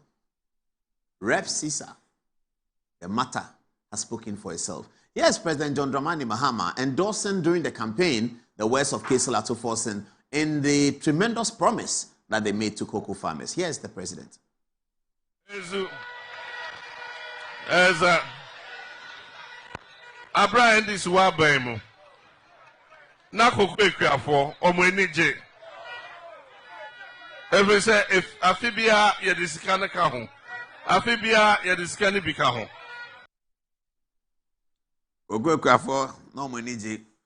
Today, Casel Atuforsen moved from the campaign to reality.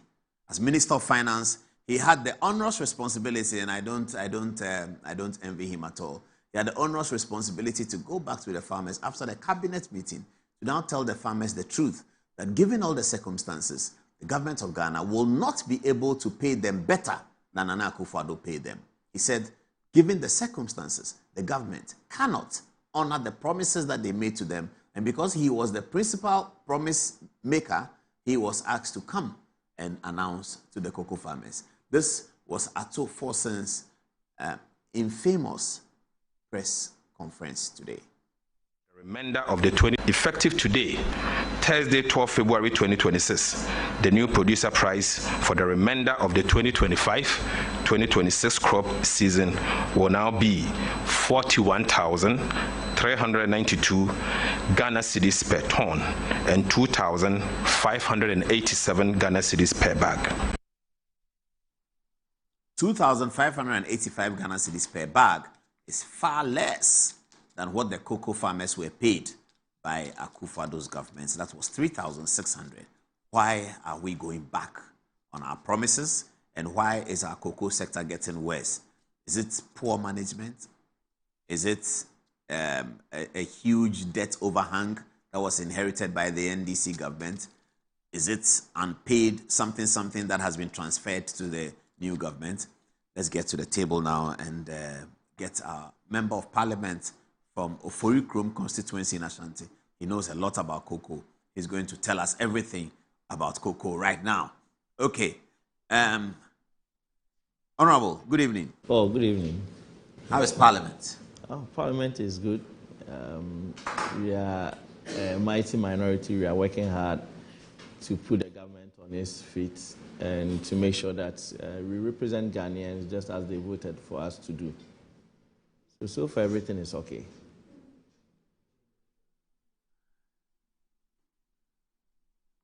Okay. All right.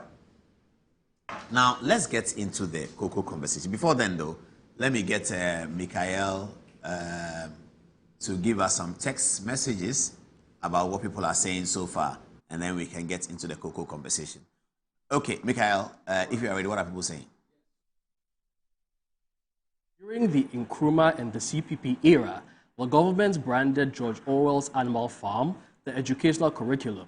This literature book was brought back to schools after the 1966 coup, thanks to the National Liberation Council. We also have Yao February saying the developmental initiatives the NPP can boast about are what the NDC government are superintending to boast of stability and serving Ghanaians. And Nana also says, seems like the cocoa farmers have been given a sakura by Atuforsen and his NDC government. Kofi Nat also says, how I wish the by-election was in one of the cocoa growing regions. Now, Sabo Ofosuba again says, Ambassador Kwesi Pratt alleges to be the principal apologist for the revoking and expunging of Kotoka's name from the annals and the airport premises. Because their plots are being unfounded by historical evidence and the average Ghanaian citizenry doesn't necessarily accept that, he and his team are diverging the narrative to a different angle. As Ghanaian people are suffering with the cocoa menaces and acute socio-economical crises, we don't need these Kotokas and airport narrative. We require the stability of the cocoa purchase and the socio-economic problems restored. We have Felix saying that Paul, Nana Addo knew very well that it was through Nkrumah that his grandfather, J.B. Dankwa, died in prison. However, he has been the only one who has elevated the Nkrumah mausoleum since it was established. Nana Addo is a really hearty man. We also have Kofi Otri saying, in fact, history must be made compulsory in every classroom in Ghana. He asks, what? Moving on, we also have A.B. Offer saying, who jails a friend who paid for your travel via ship to Gold Coast to build your political career, only to jail that friend and see him die in jail? That person is Kwame Nkrumah. He ends by saying bad hombre. And now Tom also says, Paul and his crew is fantastic. Keep it up, and we will always be with you at all times, by Isahak. Lastly, we have this message from E.B. Offer saying, I wonder if Kwesi Pratt knows of these incontrovertible facts being presented by Paul. Oh, and the last one coming in. Solomon Johnson says mischievously, says, Kwesi Pratt is scared of you, Mr. Paul Ademotre. I wonder what he has to say about that. Paul, back to you. All right. Let's get to cocoa conversation. Honorable, tell us, and we like to make it simple for people to understand. It's a blame game going on. That's why we want to settle it. We have to congratulate Miracles Abuaji and co for blowing the whistle on this matter. When they started talking about, Miracles started putting on social media that he has information about cocoa, he's spoken to the farmers, nobody took him seriously. But it shows that the work that he did is very, very relevant and important, and the government had to pull up an emergency cabinet meeting to address this cocoa matter. If the whistle was not blown by people like Miracles, perhaps nothing would have happened. And today, the finance minister has been forced to finally now announce a new plan. What did the MPP administration inherit in terms of the cocoa dynamics in 2017? Okay, thank you very much, Paul. And just as you said, I also congratulate Dennis Miracles and his team for the yeoman's job done, because we were hearing calls. You know, my constituency is not a cocoa constituency, but we have other MPs from other cocoa constituencies, so we were getting calls about these issues, and we were expecting that the government would take up the matter and deal with it swiftly, but it had to take Dennis and his team to come out before they also reacted. Initially, they were even defending until they realized that they cannot defend anymore. What are the issues? In 2017, MPP did not inherit a cocoa that was buoyant. We didn't inherit a cocoa that was on its feet. We inherited a cocoa sector that was in debt too. I think before we do that, we have to let the viewer understand what's the relationship between Cocoa Board and the farmers. What happens? You call something high season, low season. Yes. So what happens? What's the relationship? We'll come to the figures of the syndication. Let's get viewers to understand it. Cocoa is a seasonal crop. Like most crops. Like most crops. So from October all the way to, let's say, February or March, sometimes February, the crops that you get, the beans that you get, they are, let's say, bigger in size, larger in size, heavier in size. So they call them the main crop season. That's October to February. February. Then from that point to the next October, you realize that the beans that you are getting, they are smaller. They are not as big as. How is that? Is it a time of harvesting? It's a time of harvesting. Okay. And so when you're harvesting in May, it will come smaller.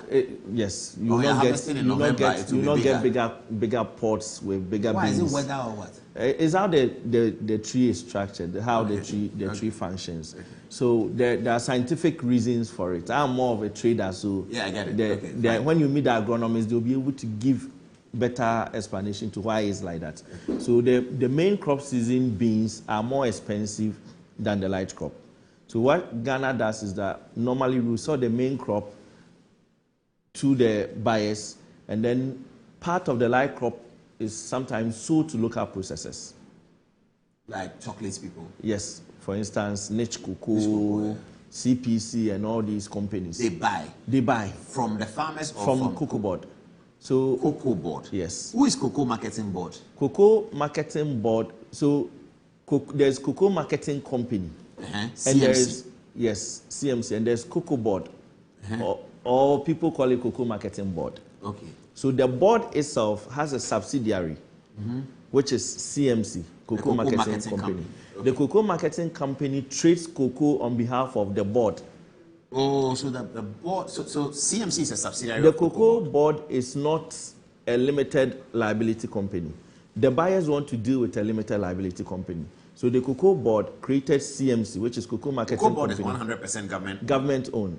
Okay. So the Cocoa Marketing Board is a limited liability company? No, the Cocoa Board is not. So Cocoa Board creates a limited liability company called a Cocoa Marketing Company. Yeah. That can trade directly. Is that a CMC? That's a CMC. So that's a limited liability yes. company owned by government? Owned by government, that's Cocoa Board. Yeah. Alone? Alone. Just as Cocoa Board has other companies, like the Cocoa Research Institute, like the Cocoa Health and Extension Division, like the Cocoa Processing Company, and so on. Now, when Cocoa Board wants to buy cocoa, they do it through the Cocoa Marketing Company. So the Cocoa Marketing Company will take the cocoa from the licensed buying company, which is LBCs, and then sell the cocoa to the buyer outside Ghana.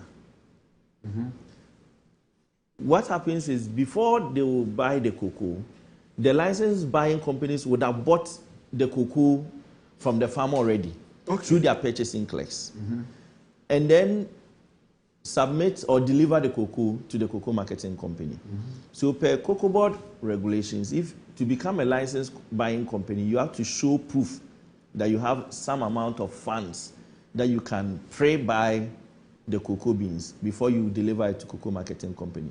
But because Ghanaian companies are not so strong, so Cocoa Board in the past will go for a loan and then give the licensed buying company some amount of money called the seed money. But before you get that seed money, you should have shown that you have also been able to buy some amount of cocoa before you get the seed money. So the cocoa farmer doesn't deal with Cocoa Board? Directly. It deals with the middleman? That is the LBC. Yes. And the LBC takes the cocoa and gives to the CMC, and the LBC gets a commission on whatever he does. Then the Cocoa Marketing Company will keep the cocoa on behalf of Cocoa Board and sell the cocoa outside on behalf of Cocoa Board. Okay. So when they are selling the cocoa outside, it goes by ship? It goes by ship. Okay, fair enough. So the cocoa farmer, let's call him Akwesi. Akwesi in maybe Inchi, yes, the Western region. So Akwesi has cocoa. He has now, together with his sons, they have 100 bags of cocoa to sell. Yeah. Who are they selling to? They'll go and sell to the purchasing clerk of the LBC. The purchasing clerk of Amajaro. Amajaro. Okay, so can Akwesi decide that I don't want to sell to Amajaro? I want to sell to a different. Can he decide that? Yes. So all the marketing companies go to them? They have buyers? small warehouses in the communities. Okay. So if they are buying yours, you go and put it in their warehouse? You go there, their purchasing clerk will be there and he'll buy on. So they've all constructed warehouses? Smaller warehouses all over. Okay. Yeah. Okay. So when Akwesi goes to give it to the clerk, he says 100 bags. What does the clerk give him? The clerk will then pay the money to him. Or take the beans. How is the clerk deciding that I have to pay him 3,000 or to pay Cocoa Board decides the amount. Oh, Cocoa Board so decides whenever every that for you, October, a licensed buyer, yes, you are buying cocoa and you are paying each farmer 1,000 this amount of money. So every October we hear that Cocoa Board has announced the price. That price that they announced, there's an LBC margin in there. So and there's the 3, farmer's amount. So when 3,000, it means he's giving the farmer 3,000. Exactly. So when Cocoa Board announces, let's say 3,620, exactly, so that he can get a margin on it. Yes. So let's say the LBC's margin is 10 cedis per bag. Government says the price is 3,625. The farmer knows that when I go, LBC will take his margin and then give me my money. That is how it works. So the the license buying company, LBC's margin, is taken from the farmer's money. Not from the farmer's money. Cocoa Board will pay to them. Cocoa Board will pay them. Yes. So when the purchasing clerks have bought the cocoa, the bags from the farmers, they deliver it to their main mother companies, and they deliver to Cocoa Board. Sometimes they put them together to get a lot of tons. And so does deliver Cocoa to Board itself have any relationship with the farmers? So the LBC is just an intermediary. I get it. Yeah. But beyond that, why is Cocoa Board MD in the forest sitting in cocoa farms and talking to them? Why is that? Why is that necessary? Because Cocoa Board is the one going to sell the cocoa abroad. So and apart from that, Cocoa Board also provides extension services to farmers to help them. These agronomists Board, you talk about. Yes, that's the Cocoa Health Extension Division. Cocoa Board also has Cocoa Research Division. Institute where they do research into cocoa and all that. What about the fertilizers? Cocoa Board dashes them fertilizers? Cocoa Board gives fertilizers to farmers, but that is policy. For instance, over the last 8 years, we realized, the MPP government realized that when you give the fertilizer free to farmers, it gets to some point that politicians get in and smuggle the fertilizer across. Politicians? So, yes, politicians and businessmen.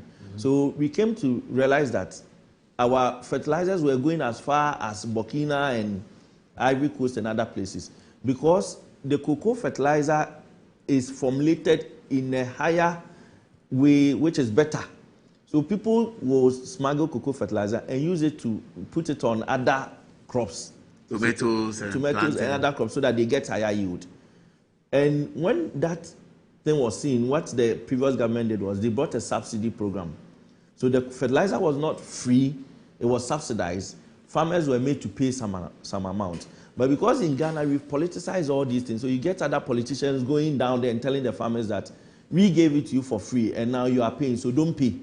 So sometimes it made it so difficult for Cocoa Board to even collect the subsidized fertilizer funds. I looked into Cocoa Board's financial report for 2024, and I realized that out of the fertilizer that they had distributed, they were only able to recover about 100 million cedis back. But what this government did in last year, when Dr. Atufosun was announcing the new price, if you look at the statement that he brought out, he indicated that they were going to give fertilizer for free as part of the package that the government was giving to farmers. So now the policy is a free fertilizer policy. Wow. So Cocoa Board does all these things to help the farmers. So that's why they... Okay, now with that understanding, let's now move on and understand what happens. So now we get what farmers do, how they get their money and all that. And Cocoa Board says the price. Okay, Cocoa Board being government. Yes. Says the price. Okay. So now, 2017, what did the MPP inherit? In 2017, MPP came to office and there was, in 2016, the NDC government had gone for a loan of $1.8 billion to buy cocoa for the season. When we say the season, it means October 2016 to October 2017. So they were supposed to buy cocoa with the $1.8 billion. So what's on the screen now is what? Syndication amount borrowed. It was $1.8 billion. Okay. And they were supposed to buy 850,000 tons of cocoa. In 2017, when MPP came, that $1.8 billion was finished.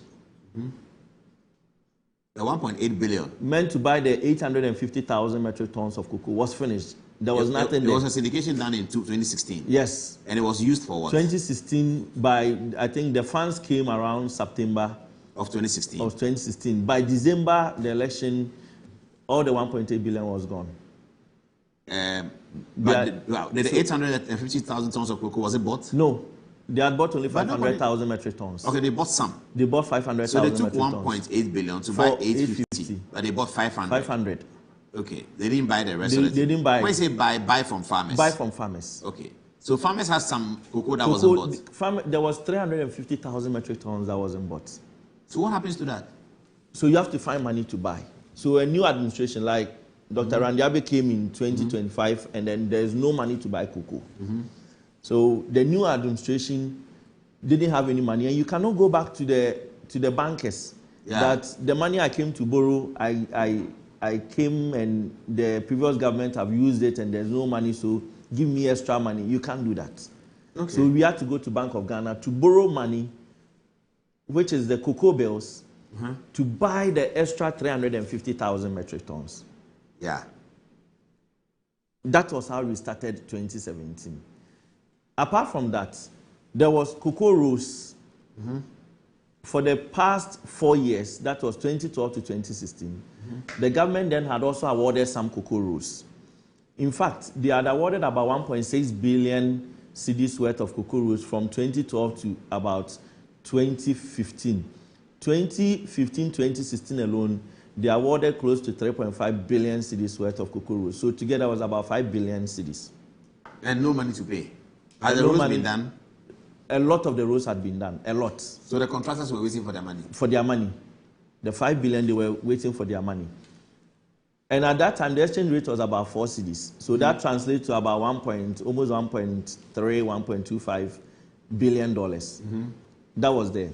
Then in 2012, 2013, the then government had also done something called the Cocoa Bills. And taking some funds from Bank of Ghana, from government. And then in 2016, they restructured it into a 10-year loan. They amortized that loan. So what was happening was, in 2017, we were going to pay interest on that amount, 2018 pay interest, 2019 and so on, and the principal, part of the principal.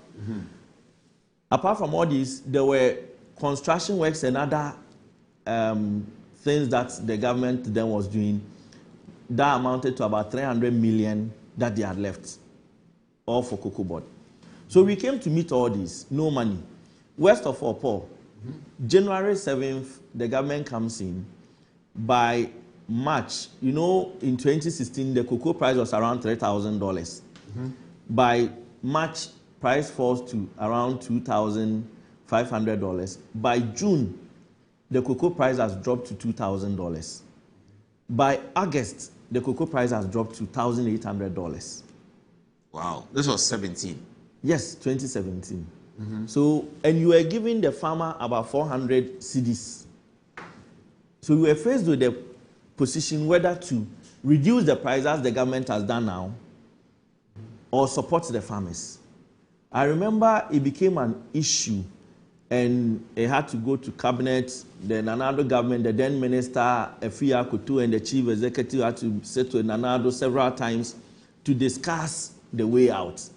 Then eventually Nanado said no, he will not sit down for the new government to reduce the price of cocoa for farmers. Farmers have been supporting this country for a very long time. Definitely, there will be a time that prices will rise again. So the Cocoa Board should find money to support the farmer so that they don't reduce the prices. So what Cocoa Board did subsequently was to find money and support the farmer by giving the same price that was already being given to farmers. So this was 2017 for us. It wasn't rosy. We didn't come and meet a very good situation. But not much was said about it. Yes, because you see, the cocoa sector is very sensitive, Paul. Very, very sensitive. And, Ghana and Ivory Coast are the major cocoa producers in the world, and now Ecuador. So if the chief scribe, the CEOs of these countries speak, it affects the market. And like any commodity, whether oil, you look at oil, the oil market. Whenever OPEC or Donald Trump or any of these big boys speak, the oil market becomes volatile. So if you're a chief executive and you come out and you start to talk about some things, it affects the market. For instance, let me give you a typical example for your viewers. On the 6th of February this year, 2026, Dr. Randiabi went out and announced that 50,000 tons of cocoa has not been bought. The day he announced it, from the 3rd of February to the 6th of February, world market price for cocoa has stayed at $4,200. Paul, the day he announced, on the 7th, the price started dropping. From the 7th to the 10th, or to today, cocoa price, that there's cocoa that has not been bought. Yes, Ghana has, in terms of Ghana has supply. 50,000 tons that has not been bought. So he's changing the supply graph. Yes, it means that there's too much supply. Yeah, so relative to demand, from that price day till today, prices have moved from $4,200 to $3,600. How do you attribute that, the drop of the price to because that? Reuters published a report. If you go to the cocoa trading platforms, you will see that the news about cocoa is on the right. and the trading numbers are on the left. So if you check the news, you see that the Reuters has already reported that the Ghana Cocoa Marketing Company has announced.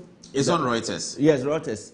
That they've announced that there's 50,000 tons of cocoa that has not been bought. So once they publish such a news, automatically it starts to affect the market. Shouldn't that let producer people come and hurriedly come to Ghana and say they want to buy it? No, the buyer is rational. The buyer will wait, because whenever you tell me there is more supply than demand, I will sit down and wait, because automatically as a trader, I know prices are going to go down. Just as from end of 2023 to latter part of 2024, when the news came that El Nino effect has affected Ghana and Ivory Coast cocoa, and because of that, Ghana has lost about 300,000 metric tons, and Ivory Coast has lost almost 1 million tons, the prices started shooting to $10,000. Wow.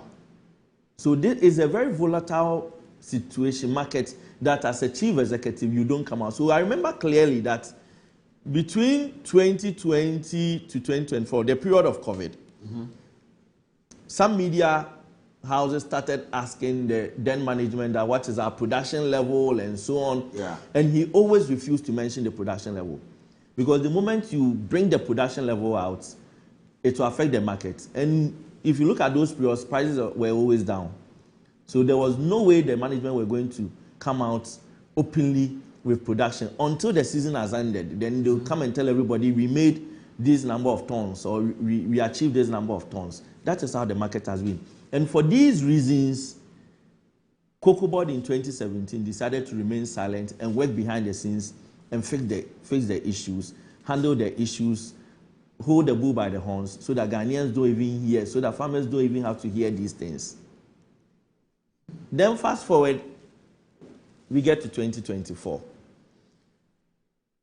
Paul, 2024, December. Yes, the end of the MPP NPP tenure. After the election. After the election. Yes, Cocoa Board had debt.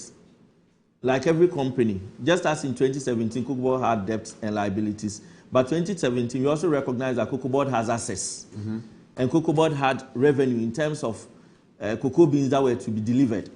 Okay. So you would delivered means what? That means cocoa that has the light crop season, the cocoa that will be bought from the farm. Cocoa Board's revenue comes from cocoa that is bought. So as long as you have cocoa beans that will be coming in, you match your beans revenue to your liabilities, because that's your main source of revenue. So in 2024, Cocoa Board had a debt position of about more than 31 billion cedis. But as at December 2024, Cocoa Board revenues and assets were about 30 billion cedis. So if you net it off, it was about 1 billion cedis deficit. But that was December 2024. We know that the season starts from October, as I've already mentioned. Yes. So once the season has not ended, you cannot even use that position as the end of your financial statement or whatever. You have to wait for the season to end to know the revenue that came within the season. Then you can match it against your debts and liabilities. Quite interestingly, when you hear the current administration talking, they always talk about Cocoa Board debt. Yes. The question is, has anybody bothered to ask them what was Cocoa Board's revenues or what was Cocoa Board's assets? You know, the new government, and when Dr. Randy Abbey took over, he did press conferences and radio where he talked about having inherited some 32 billion debt. Yes, he rounded it off. Debts. Yes. Why is that? How does somebody come in and he has inherited 32 billion? So, Paul, like I said, cocoa rose. Yeah. In 2017, there was about 5 billion cedis cocoa rose, which translated to about $1.3 billion. And the cocoa bills and the Bank of Ghana loan that had been amortized and all that. And the government came and they were paying and handling all these debts. Then, going forward, prices were virtually down.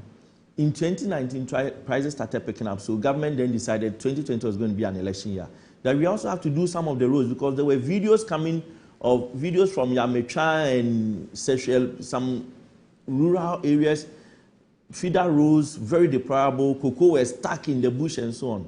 So government decided, Cocoa Board, you have to go in and intervene. Then they awarded some cocoa rows with the hope that that time you had also achieved the LID of $400 plus the premium, and prices were beginning to go around 2006. So with the hope that prices are picking up, so we'll be able to do the rows. They had a 5-year plan. Then we entered into COVID.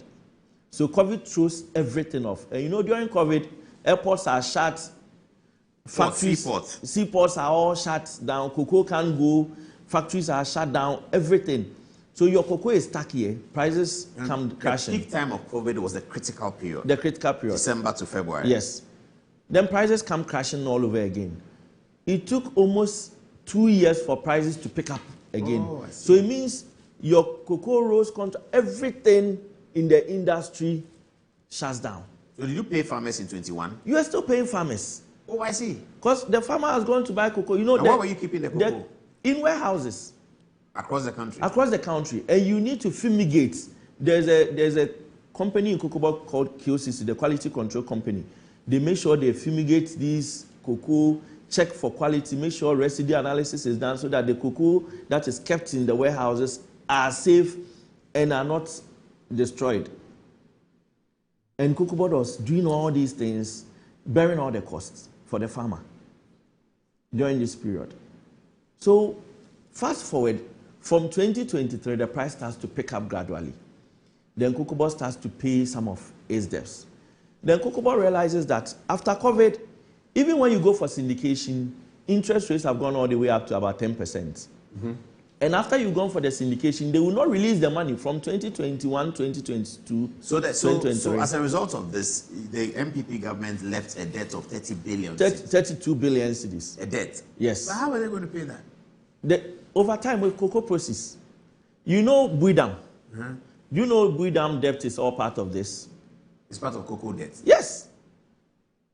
Now, what debt did you inherit in 2017 to leave 32 billion? I've not put all together because even if you put the 2017 cocoa rows, which was 5 billion cedis, translating to $1.3 billion, even if you put all together, it will reduce that 32 billion. So if you were chief executive working in 2025, how are you going to solve the 30 billion? From cocoa revenue. Where is the revenue? And you know, these debts, a lot of them are debts that have been structured for a longer period. For instance, the cocoa rules, they were rationalized. Mm-hmm. Some of the rules were to be terminated because the contractors couldn't even go to sites. Mm-hmm. So if you look at the rationalized rules, the actual rules that were going to be done were about 6 billion. But conveniently, what they do is they put everything together. Okay. So let me come back and ask you another question. And let's start the video from here. So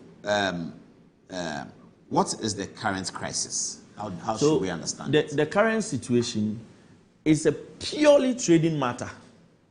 Two issues. One, government decided to pump dollar into the system so that the cedi will appreciate and dollar will come down to 10 cedis so that everybody will be happy. But when you pump dollar into the system and everybody is happy, what you do is you make the importer happy and the exporter sad. Who is the exporter? The exporter is your major crop, your major export, which is Cocoa Board, cocoa. Why do we make Cocoa Board sad? Because Cocoa Board will export beans and get dollar. Mm-hmm. Cocoa Board is paid in dollars. Mm-hmm. Then they bring the dollars to Bank of Ghana. Bank of Ghana will change it to cedis. So when they bring their revenue, which is dollar, to Bank of Ghana will now change it to 10.25. Oh, they don't even give them the street No, they'll give them their rates. Uh-huh. So if Cocoa Board is expecting $6 million today, yes, Bank of Ghana will use 10. 10.25. And give you, that will be what? 6 million at 10. That will be like 620, 600. About 62 million or something. Yes. Yeah. So, wow. So in any economy where... Whereas if it was 14, they'll be giving you more. 87. Exactly. Okay. So that alone reduced Cocoa Board revenues. So I remember last year, Dr. Randy Abbey did an interview and he mentioned in it that he went to meet the finance minister, that the way the CD was appreciating, he begs him he should stay at, he shouldn't go below 10 because it will hurt cocoa board. Because the price that you are giving to the farmer, even though it's in dollar, if today, last year they were giving $5,040, you will still convert it to CDs. It will be lower this year. And it will be lower. As the CD is appreciated. That's one side of it. Part of the problem. That's one part of the problem. Okay, what is the other part is purely a trading issue. Cocoa board has been trading forward sales for a very long time, for time immemorial. What is forward sales? My cocoa will get ready, let's say in September, but I cannot wait for my cocoa to get ready in September before I sell. So when you go to the international trading platforms, there's something called futures. Futures is just a trading option which allows you to sell a product that is not yet ready today. So the cocoa that will be ready in September, I can sell it today. Paul, as I'm talking to you, the traders are selling 2027 cocoa today. To who? They are buying it. They are buying 2027 cocoa on the futures. It's a contract. So you go to the trading platforms and you choose that I want 2027 cocoa. The price will be there. Once you lock in... But how do you get the price, the international price at which it will sell? The international price. A speculated price? Yes. Speculated? Yes. Could change? It can change, but then once you lock in the price, the futures price today, that is the price you have to sell it at that time. That is the price you'll be paid. Okay. And but the cocoa board will decide how much to pay the farmers. Yes. At some point. So what the cocoa board does is that over the period, they will do a futures like from now. They would have been selling 2027 cocoa. So they would have sold, by now they would have sold 2020, they would have finished selling 2026 cocoa. And then by October, they have visibility how much they got the cocoa. They will put the average daily sales together and know how much they got the cocoa and use it to announce price in October that this is how much you give to the farmer. Okay, so one part of the crisis is that the CD-dollar relationship has caused it. Because the allegation is that it's not a natural relationship. It is being artificially orchestrated. So naturally you have those problems. What's the second part? The second part is that this government came, Dr. Randy Abbey started his interviews, and in his comments, he passed the comment that it doesn't make sense that anybody will sell cocoa futures, and that 2024, 2025, we were already selling the cocoa forward. And because of that, we got some low prices. But that's hedging.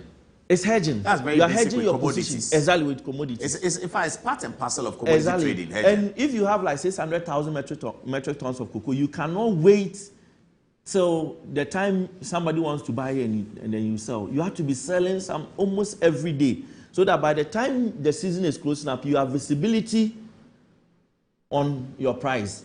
Okay, so he was concerned that cocoa had been sold on the futures platform. So there, in trading, there are times you have a contango situation or a backwardation situation. Contango situation is when your futures price is higher than your spot price. And then backwardation is when your futures is lower than your spot price. Now, in 2024, the prices were rising every day. Of international cocoa. So you cannot sit down and say, I'm waiting till it gets high before I sell.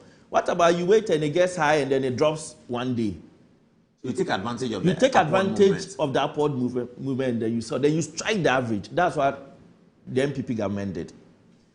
Last year, instead of selling the futures, which by now they should have finished selling 2026 cocoa, and once you sell it, it's an international contract. And that is why... It will be respected. It will be respected. They will pay the money. So if the current price of cocoa per ton is 4,000, but last year I sold mine at 5,000. 5,000. 5,000, what yes. I get. So the market is said that when the price is high and I sell to you and the market drops, you respect it. It's a bet. It's a bet. It's hedging. And if it's low and I sell to you and it goes up, you have won. Yeah, it's a bet. So last year they should have sold a lot of the cocoa on futures or forward. But they didn't. They didn't. Why? Because they were waiting. They thought the price would go higher. And they had indicated that spot prices are higher. So it's a hedge book gone wrong. It's gone wrong. Oh, that's the matter. That's the matter. So it takes us back to Ashanti hedge book crisis of the 80s. Exactly. They sold some of the cocoa and left some of the cocoa. Waiting for higher price. Waiting for higher price. And then boom, the price drops from 10,000, crashing all the way to 4,000. And it's gone further down. And it's gone further down to 3,006. That is the current problem. Anybody who tells you otherwise, ask them that based on what did they increase the price in October to 3,625? Because the price was 3,001. Yes, the one they came to meet 3,001. And they increased it. So based on what? They promised an increase. Yes. To 6,000. Yes. But they couldn't do the 6,000. Then they said 3,600. And CD2 had appreciated. Yes. So if CD appreciates, your 3,001, definitely you should even come down. Because it's weightier. It's weightier. But you still went up to 3,625. That's the promise. Yes. But that's because the price was going up, was appreciating. The price was appreciating. So they were confident that they would be able to meet 3,600. But they were not selling. They were selling some little forward, but more spots, and thinking the spot will work all the time. So if you were advising on the hedging at that time, you would have said sell everything. Randy, Paul, if I'm a trader, and prices have reached 10,000, and then you look at the trend over the last 8 years, and the price have always been around $2,000. And it's now $10,000. And it's now $10,000. You sell all. I will sell everything and even sell 2027 cocoa. You will go to 32. Yes. It still makes sense. I will sell because all the price may not be going back to 10,000 for a long time to come. And nobody will blame you for selling at 10,000. Even if the price comes back to 11. Because it's still high. Because it's very high. And it is not likely that price will go all the way to 15,000 or so. It went up to 13,000 once. Long time ago? No, just last year. It went to, it went to 13,000. From 10, it climbed up. It climbed up to 13,000. Now it's come to 4. And it's come to 4. So as the price was descending, if you now want to sell, you might not even find buyers. You might not find they buyers. Will piece it down. Because every buyer knows the price is descending, so they won't come to the market to buy. They'll wait for it to hit. That was what was happening. That is why they were now left to cocoa unsold. So that communique they brought today that the buyers are saying Ghana's cocoa is too expensive is not tenable. Oh, it's expensive because they want to sell it higher to make some profit. But the buyer won't buy. I can see 3,000 here. Why should I buy? Why should I buy?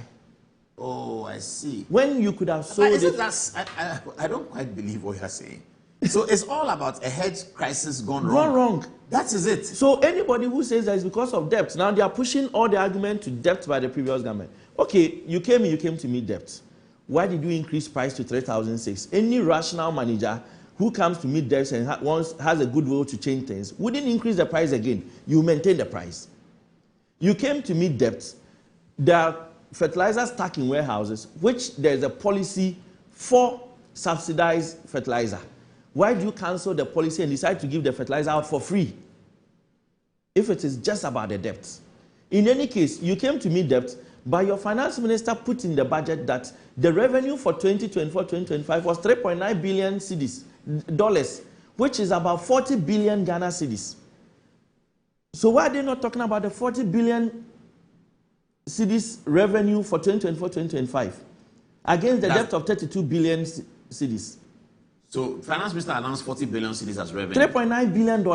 Okay, you are converting it to cedis, so 40 yes. billion. Yeah, I'm even using 10.25. Okay. And they are saying they inherited a 30 billion. 32 billion. And you are saying that by the simple analysis, the revenue that Atuforsen announced is higher than which is in the budget. It's higher than the debt that they are reporting. Exactly. So at least the revenue can pay off some of the debt. And if you were not in government and another person was in government, definitely they will use some of the revenue to pay some of the debt and hold the sector. So the only reason we are in this situation is because you took a very bad trading option and it has affected you. In any case, whose decision it is to prescribe the trading option that should be used this week, next week? Is it a chief executive? Is it a board? Is it a minister of finance? Is it a minister of agric? When it comes to the trading decisions, it is the manager at Cocoa Marketing Company and the chief executive. The two of them. The two of them. They made a decision that let's go now. Let's sell more cocoa now. Let's reduce the quantity we are selling. But they decide with the Minister of Finance, don't they? No, for that they don't have to go to the Minister of Finance. So the chief executive gives a mandate. So the chief executive can come and say, okay, based on the way prices are coming, I'm giving you a mandate of $8,000. You cannot come below, the price is at $10,000. You cannot come below $8,000. But when you are hedging, you also have to give the person something. So you don't a hedge mandate. You don't hedge exactly. at the because current price. Even though the price may be $10,000, you have to hedge at 9. When you go, you hedge at a position, and then the buyer will come and say, 10,000, I won't buy. Okay, I want 9,000. So every day there's a negotiation between traders and buyers. Yeah, okay. So based on where you are, where the buyer meets you, then you buy. But then the chief executive will give a mandate to the traders that don't go below this point. That is how they trade. Without that mandate, they can't trade. They can't trade. What do you think happened in this instance? The chief executive has not explained to Ghanaians. At least I was expecting that he would tell us how much cocoa they traded forward last year, how much cocoa they traded on spot last year, and what prices they were getting for spot and forward. Because we don't know that you are diagnosing it as a hedge crisis. We didn't understand it as a hedge crisis. The government has not said it's a hedge crisis. The Minister of Finance has not said so. No, they won't say so because they have to push blame to the previous government. It's a hedge crisis situation. Yeah. It's a commodity, so it's trading, it's hedging is an essential part. If they keep saying that is debt, in 2024 the debt existed. How were we able to sell 2024 cocoa forward? And I've heard them saying that because of rollovers and so on, so you cannot sell forward. How were we able to sell? Because the rollovers came from the rollovers came from 2023. Okay. So how were we able to sell 2024 cocoa forward? Rollover means somebody already has cocoa for you to deliver to him. Exactly. So if you have just the cocoa you have is limited to those that you owe them cocoa, you can't sell. No. So the rollover was from 2023, but 2024 you were still selling cocoa because you do not have to deliver all your rollover at once. I don't understand. You owe somebody cocoa in a rollover. In a rollover, you have to give him 6 because number of there tons. are different buyers that you have to deliver the cocoa to, not one buyer. So out of the total quantity you have to deliver, let's say 10,000 is going to Hershey, 50,000 is going to Barry Callebaut, 20,000 is going to, let's say, Mars, and so on. So different companies. But some of these companies will demand more cocoa within the year. So when you are delivering the cocoa within the year to them, then you add some of the rollover.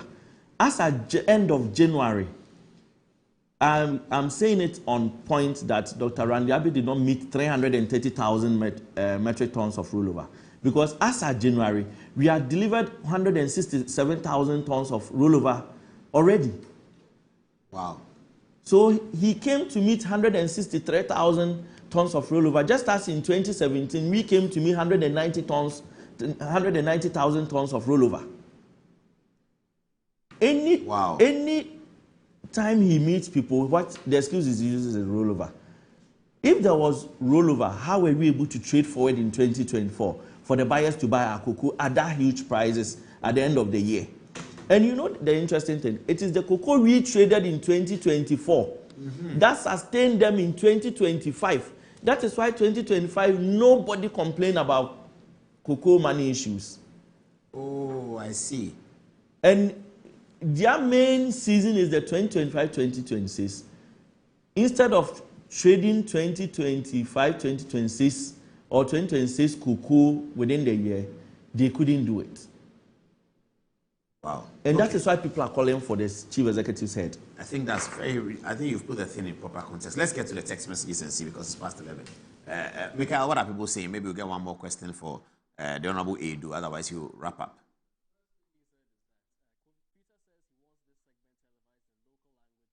For everyone to have better understanding. We'll see what we can do about that. Bernard Danso says, Paul, if the hard-working cocoa farmers work tirelessly through harsh conditions in the farms and villages, have been given a miserable haircut despite the huge promise given to them by President Mahama, Honorable Atu Forson and Honorable Eric Opoku, then there should be no pay increments in the salaries of the cocoa board employees and even the CEO and his deputies who haven't farmed cocoa but are paid fat salaries and other allowances from the sweat and toil of the poor cocoa farmers. They must be reduced drastically. Moving on, Master Planner says, when you use propaganda to win elections, the cocoa prices will expose you. He continues, as I always say, just give time some time. Greetings to Honorable Chris Nana Lloyd, incoming MPP National Youth Organizer. Now, Kojo Osei says next will be drastic depreciation of the cedi amongst all major trading currencies. The cocoa price reduction is just the beginning of the mess ahead. We warned Ghanaians about John Mahama, but you didn't listen. Our Fofomba Radio and TV says, God bless MPP for paying even in COVID. Eli Obama Tamale says, good evening, Paul. The Ghanaian cocoa farmers believe their God remains vigilant, committed to revealing the perceived dishonesty of the NDC government towards them. A further decline in cocoa prices is anticipated, which may serve to expose the NDC further. The government is regarded as fraudulent. Kweku says, cocoa is mostly produced in Africa, but the leader of the producing countries cannot be proactive enough to control prices in their favor. We have El Capitano listing what he calls NPP's achievements. He lists NHIS, free SGS, free maternal health care, Metro Mass Transit, and some others. Moving on, Abednego Chikata says, Sport presents idea, cocoa farming for Obeng. Hey. Okay. We also have Yakubu saying, I salute you, sir, watching live from Tamale.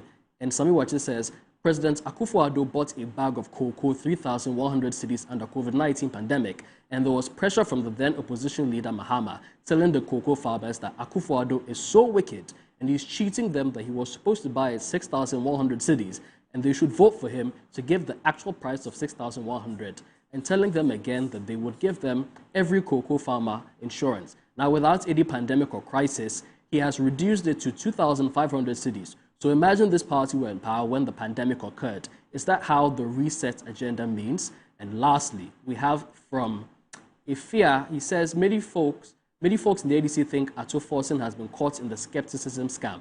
Ato couldn't fulfill his promise for a little over 1 million cocoa farmers. How can he promise over 30 million for a better Ghana? Paul, back to you. All right, what's your final word, Honorable Edu? Paul, I've seen the Minister for Finance say they are going to do a new financing model. Mm-hmm. But interestingly, the new financing model is also going to be a debt addition because they are saying they are going to raise bonds. Mm-hmm.